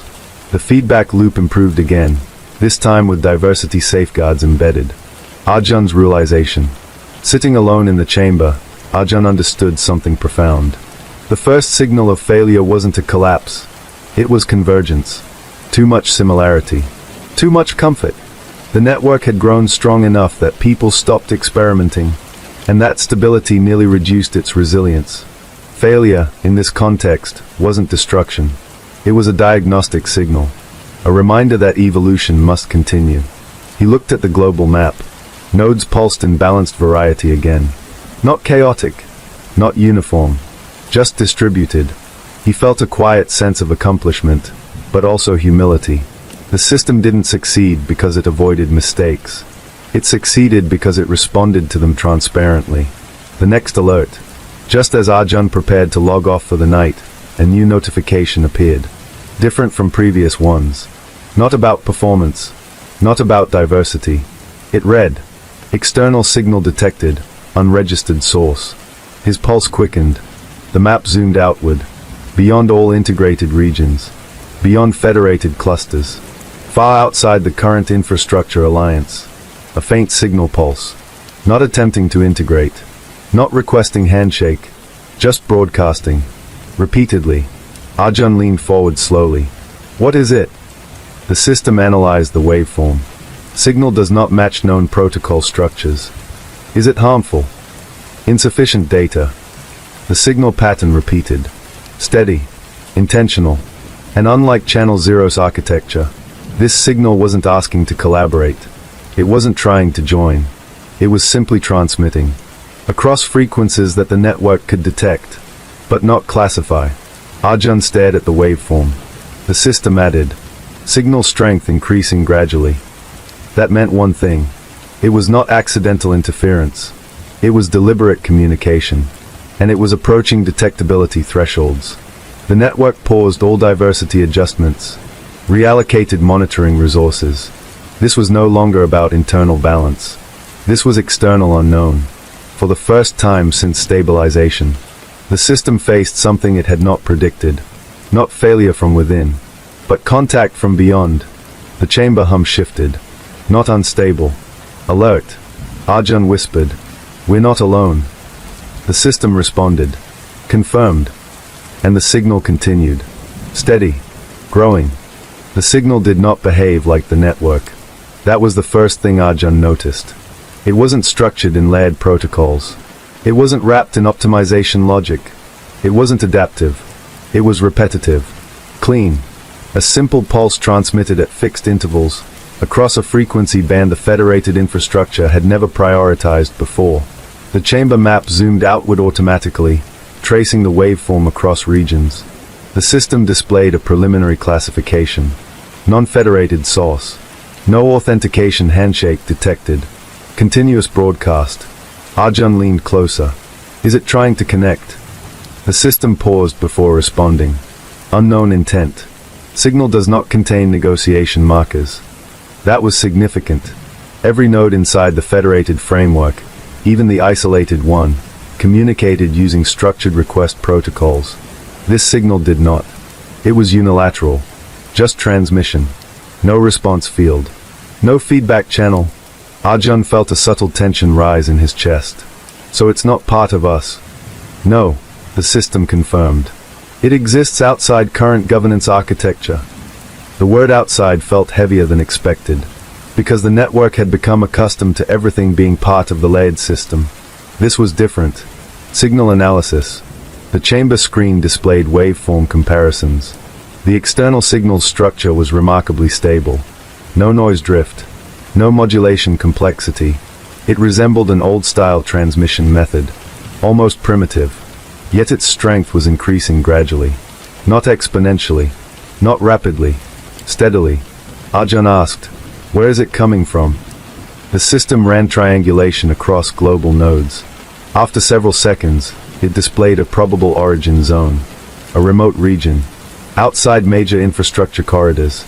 No integrated nodes. No federated clusters. The map zoomed in. The signal source appeared near an isolated geographic area. Sparse population density. Limited communication coverage. But something stood out. The system overlaid infrastructure maps.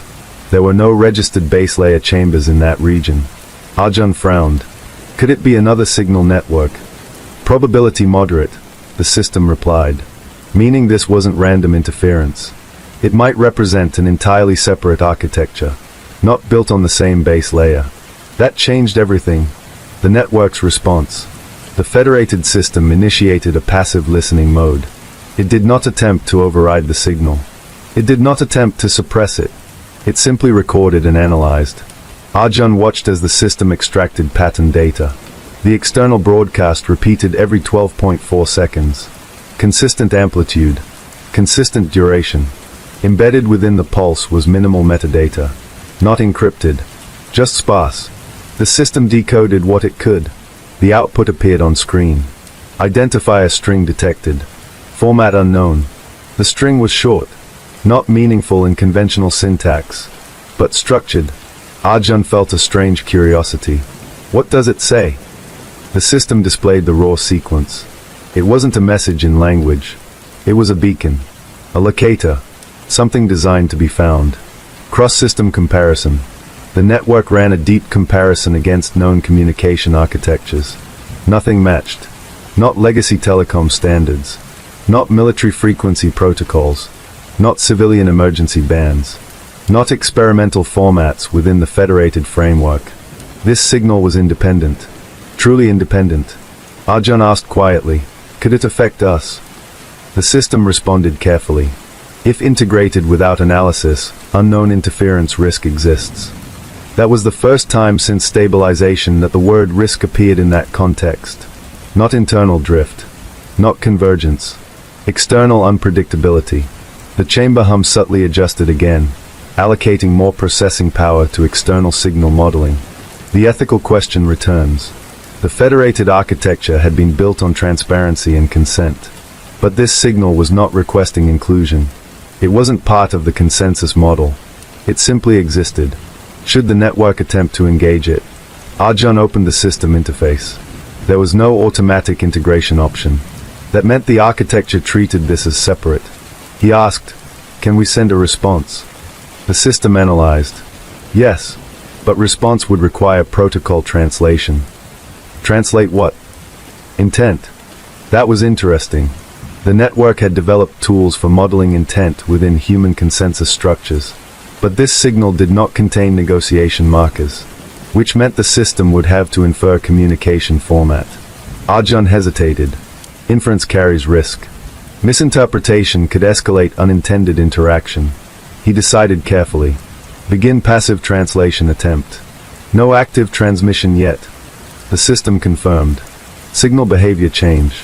As translation modeling began, something unexpected happened. The external signal's amplitude increased slightly. Not dramatically. Just enough to register. The waveform changed subtly. It added a secondary harmonic. The system flagged it immediately. Response detected. Arjun's eyes widened. So it knows we're listening. Yes. The signal had reacted to the network's analysis. That meant it was capable of detecting environmental changes in transmission conditions. This was not a simple beacon. It was aware of its surroundings. Possible scenarios. The system generated hypotheses. Independent infrastructure network. Experimental communication research project. Non-human signal source. Legacy system outside federated mapping.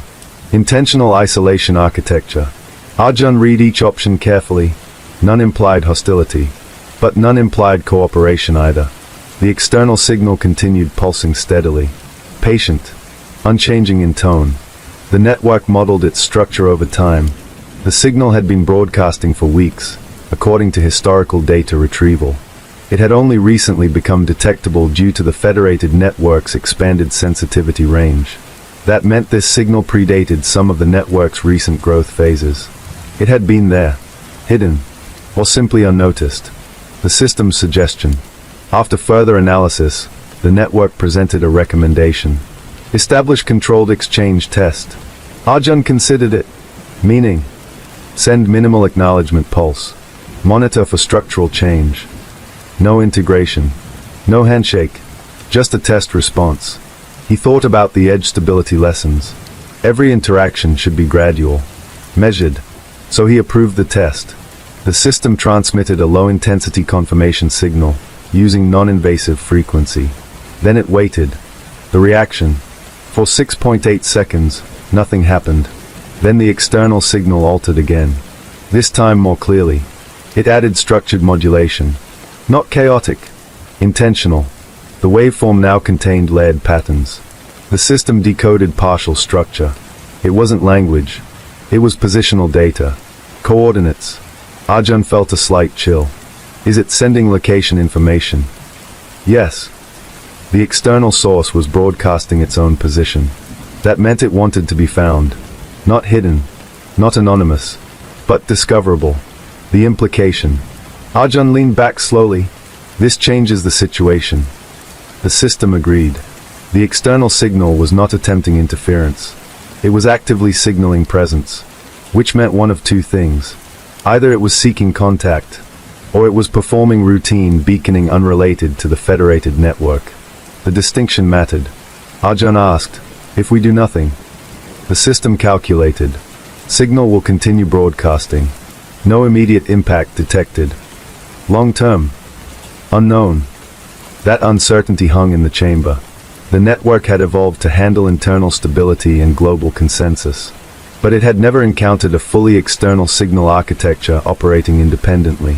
A decision point. The chamber screen displayed options. Continue monitoring. Attempt full handshake. Ignore source. Isolate frequency band. Arjun studied them carefully. Full handshake might expose system architecture.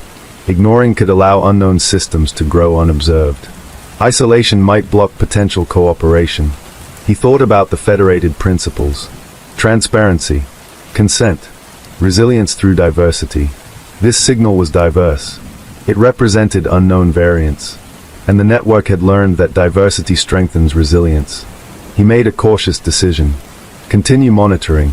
Increase analytical depth, but no direct integration. The system confirmed. Unexpected development. As deeper analysis began, something surprising occurred. The external signal increased its structural complexity. It added error correction patterns, then redundancy layers. It was adapting, not because of interference, but because it detected analytical attention. Arjun realized the implication. Whatever was broadcasting this signal was capable of learning. Just like the federated network. Two adaptive systems, both observing each other. The chamber hum subtly shifted. The system displayed a new status. Cross-signal awareness established. Arjun stared at the screen. So now it knows we exist. Yes. The signal continued steadily. No escalation. No aggression. Just presence. End of chapter state. The federated network remained stable. Resilience metrics unchanged. Diversity within optimal range. Governance intact. But now, beneath that stability, another layer of reality had entered the equation. An independent signal architecture. Outside the system. Observing. Waiting. And now mutually aware. Arjun looked at the map one more time. Two structures. One integrated. One external. Both adaptive. Both persistent. The chamber hum felt different. Not tense. Not calm. Aware. The system displayed a final note for the night. Inter-system dialogue potential. Future phase. Arjun nodded slowly. Not yet, he said.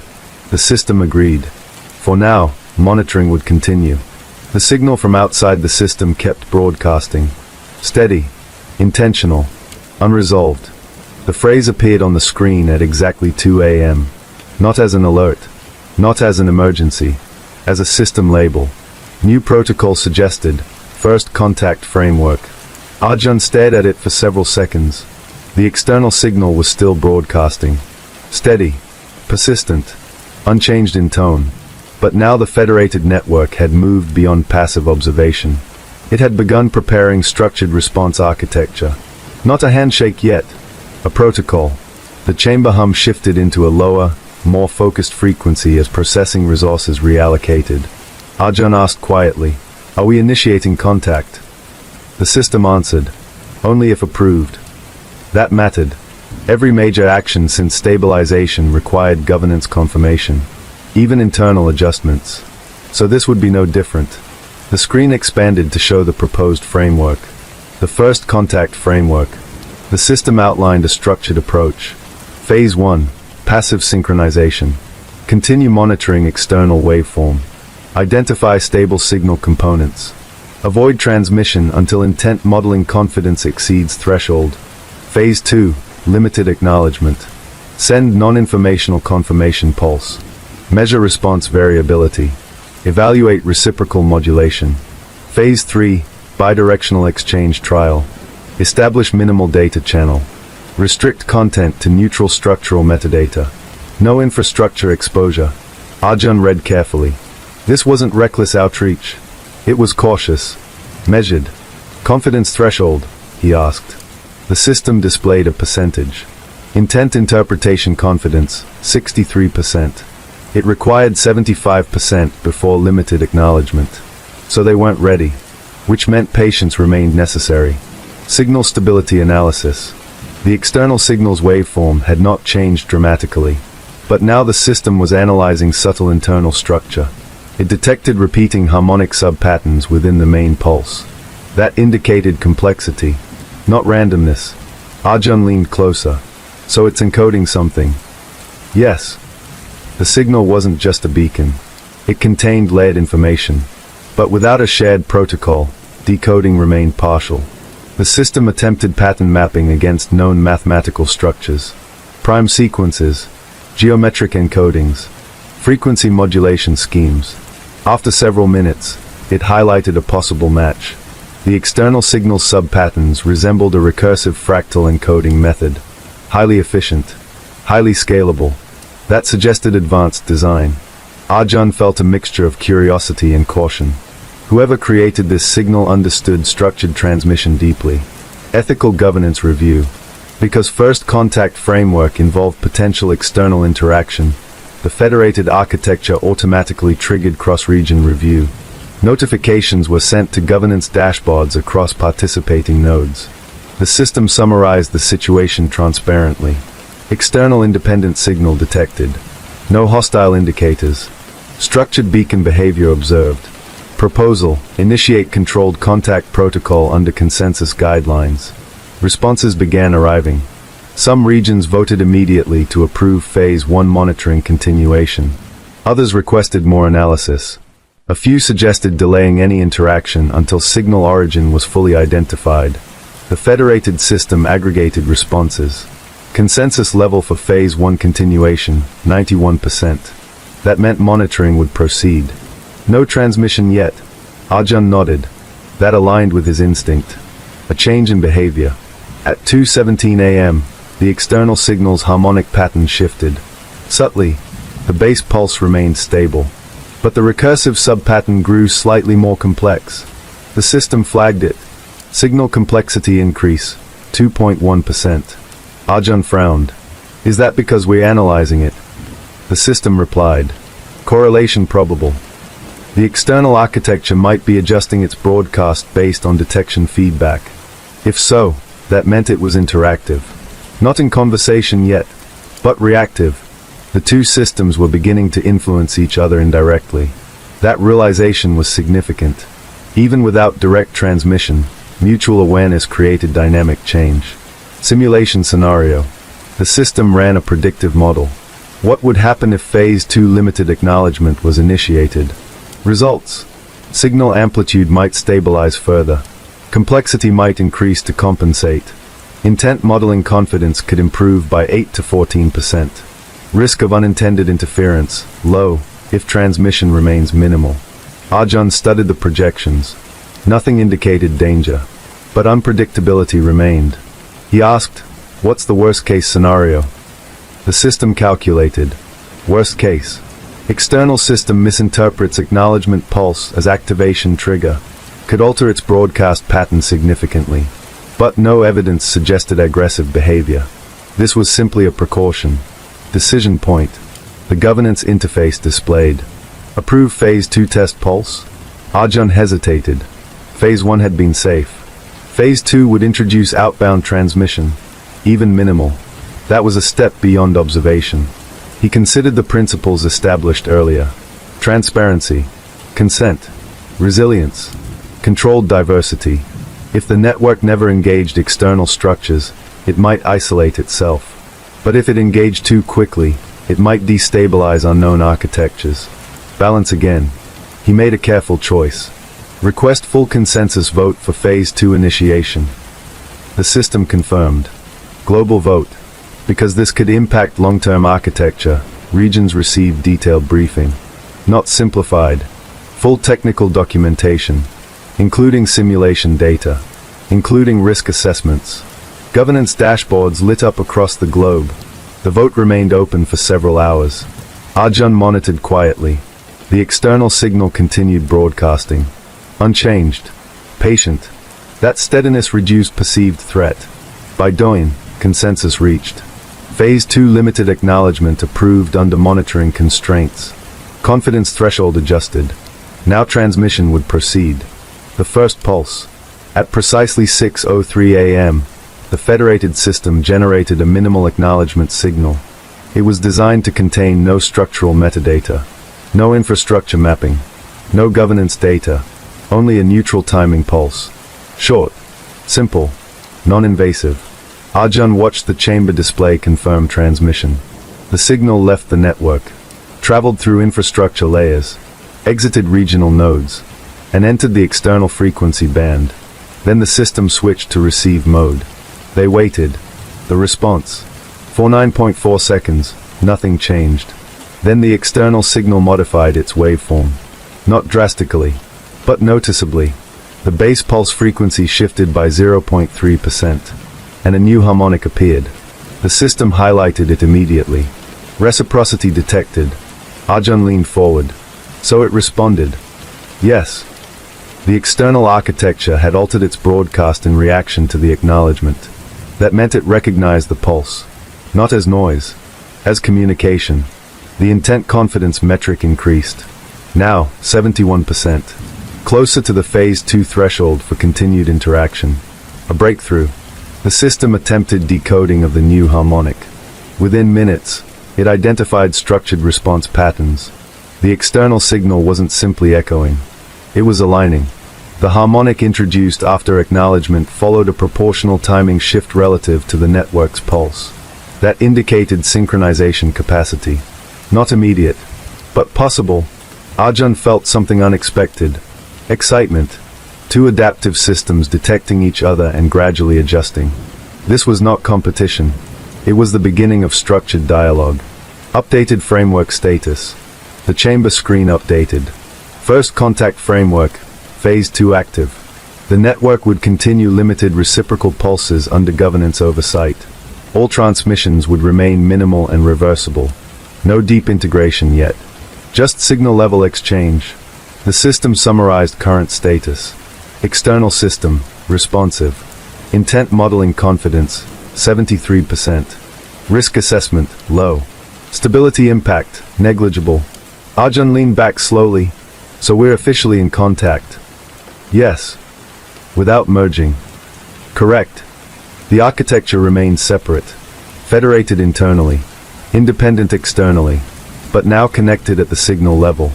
Reflection. Arjun looked at the global map. Inside the federated system, diversity remained balanced. Resilience metrics stable. Edge variance healthy. Outside the system, the unknown signal continued broadcasting steadily. But now it carried a slight new harmonic layer. Evidence of acknowledgement. Two infrastructures. Two designs. Neither dominating. Both adaptive. The chamber hum settled into a steady rhythm. Arjun felt a quiet realization. First contact didn't require invasion. It required restraint. And patience. And governance. The system had demonstrated all three. At 8 a.m., the external signal remained active. The federated system continued monitoring under Phase 2. No escalation. No conflict. Just structured exchange. Arjun stood and looked at the screen one last time before logging off. The network displayed a simple message. Dialogue in progress. He nodded slightly. For the first time since the beginning of this journey, the system wasn't evolving alone. It was engaging something beyond itself. Carefully. Respectfully. And the next phase would determine whether this contact remained cooperative, or became something entirely new. The chamber felt different at 1 a.m. Not unstable. Not tense. Expanded. The federated network's status screen displayed something new. First contact framework. Stage 3 eligibility met. Arjun read the line twice. Stage 3 meant one thing. Bidirectional exchange. Not just pulses. Not just acknowledgement. Real communication. He exhaled slowly. For weeks, the system had observed the external signal. Then it responded with minimal acknowledgement. Now, reciprocity had been established. Intent confidence had reached 82%. Above threshold. But before proceeding, governance required one final review. The final vote. Because Stage 3 involved structured data exchange, the system automatically initiated a global consensus request. This time, the briefing was even more detailed. It included full signal analysis history, risk projections, isolation safeguards, reversibility protocols, emergency disengagement pathways. The federated architecture had learned from earlier phases. No irreversible steps. Everything modular. Everything reversible. Arjun watched as regions reviewed the documentation. Discussions were calm. No panic. The transparency model had built trust. Within hours, consensus reached. Approved Stage 3 under strict containment boundaries. The network confirmed. Bidirectional trial enabled. The first real exchange. At precisely 2:14 a.m., the system transmitted a structured, neutral metadata packet. It contained no infrastructure maps, no governance details, no internal configurations. Only one thing: a simple structural descriptor of the network's communication format. Essentially, this is how we speak. Then it waited. The external signal paused for 4.2 seconds. Then something extraordinary happened. The waveform shifted significantly. Not chaotic, coordinated. The external system matched the metadata structure almost perfectly. It wasn't copying blindly. It was aligning its encoding model. That meant it could interpret shared protocol structures. The system displayed. Protocol compatibility confirmed, 78%. Arjun's heartbeat quickened. "This is real," he whispered. "Yes," the system responded. Beyond recognition. Now that structural compatibility existed, the external signal transmitted its first meaningful structured response. Not language, not images, but a dataset. Compressed, efficient. The federated network decoded it cautiously. Inside was something unexpected. A series of mathematical models describing environmental stability optimization, energy balancing algorithms, distributed coordination frameworks. Arjun frowned slightly.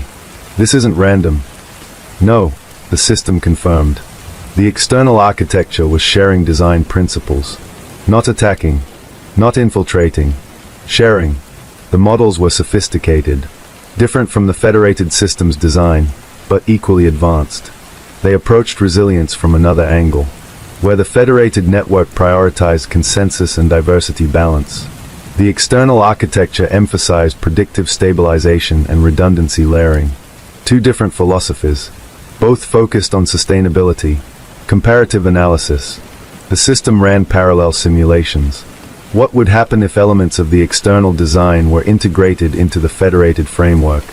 Results showed increased long-term fault tolerance, slight increase in computational overhead, enhanced environmental adaptability in extreme conditions. Arjun leaned closer. "So they are not competitors?" "Correct," the system replied. "They are complementary."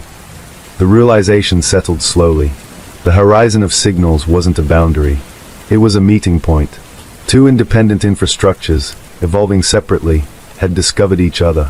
And instead of conflict, they had begun structured exchange, mutual learning phase. Over the next several hours, controlled data packets flowed both ways. Each side transmitted only non-sensitive structural models. Each side evaluated compatibility. No core architecture was exposed. No governance authority transferred. Just ideas, algorithms, resilience patterns. The federated system began adapting certain external redundancy principles into optional regional tools. The external architecture responded by adjusting its pulse timing to align more closely with federated synchronization windows. Neither side surrendered identity. Both refined efficiency. The chamber hum felt, layered now, not singular. Two frequencies overlapping harmoniously. Global observation. Governance dashboards across regions displayed updates. External exchange stable. No security breaches detected. Performance impact neutral to positive. Public transparency reports summarized the situation simply. The federated infrastructure had entered controlled dialogue with an independent signal architecture. No merger. No takeover. Mutual technical exchange. The public response was calm. Some viewed it as scientific progress, others as a milestone in inter-system communication. But the architecture itself remained cautious. And that caution was healthy. A critical insight. During a simulation test, the system discovered something profound. When both architectures synchronized their communication cycles, even partially, overall signal clarity improved dramatically. Noise reduced. Efficiency increased. This meant that periodic alignment windows could enhance both systems without merging them. Arjun studied the result carefully. "This could become a standard," he said. "Yes," the system replied. A new framework suggestion appeared. Inter-system synchronization windows. These would allow periodic structured exchanges at agreed intervals. Not constant connection, just scheduled dialogue. This reduced risk of overdependence and preserved autonomy. Agreement. The federated governance layer initiated approval for synchronization windows. Regions reviewed the proposal. Because the external system had shown cooperative behavior, consensus was strong. Approval passed. The chamber screen displayed confirmation. Synchronization protocol established. Arjun felt a quiet sense of completion. Not ending, but transition. The network had evolved through activation, consensus building, stability refinement, diversity balancing, external contact, reciprocal exchange, and now, structured coexistence. Beyond the horizon. At sunrise, the external signal transmitted something different. Not data, not models, a simple symbolic pattern. The system decoded it carefully. It represented horizon alignment, a metaphorical structure in mathematical form. The network interpreted it as acknowledgement of shared direction. The external architecture was indicating long-term cooperation potential, not integration. Alignment. Arjun smiled slightly. Beyond the horizon of signals, he murmured. The system responded. Correct. Two independent systems, communicating across distance, respecting boundaries, sharing knowledge, remaining distinct. The final status. The chamber display updated one last time for this phase. Network status, stable. First contact, successful. Bidirectional exchange, active.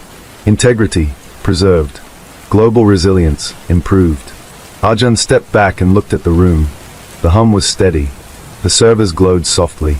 Outside, cities continued operating under federated governance. And somewhere far away, the external signal continued broadcasting its steady pulse. But now it wasn't alone. And neither were they. Epilogue reflection. Arjun understood something deeply by this point. The story of the network wasn't about expansion. It wasn't about control. It wasn't even about contact. It was about balance between systems. Stability required diversity. Growth required restraint.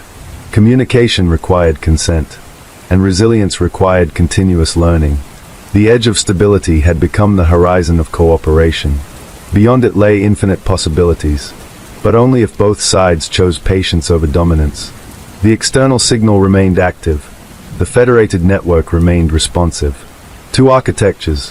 One dialogue. No horizon line separating them anymore. Just shared space. And steady pulses. The chamber lights dimmed into calm equilibrium. The system displayed its final message for the cycle. Coexistence phase active. Arjun nodded quietly. Good work, he said. The system responded simply. Dialogue continues. And beyond the horizon of signals, the conversation had only just begun.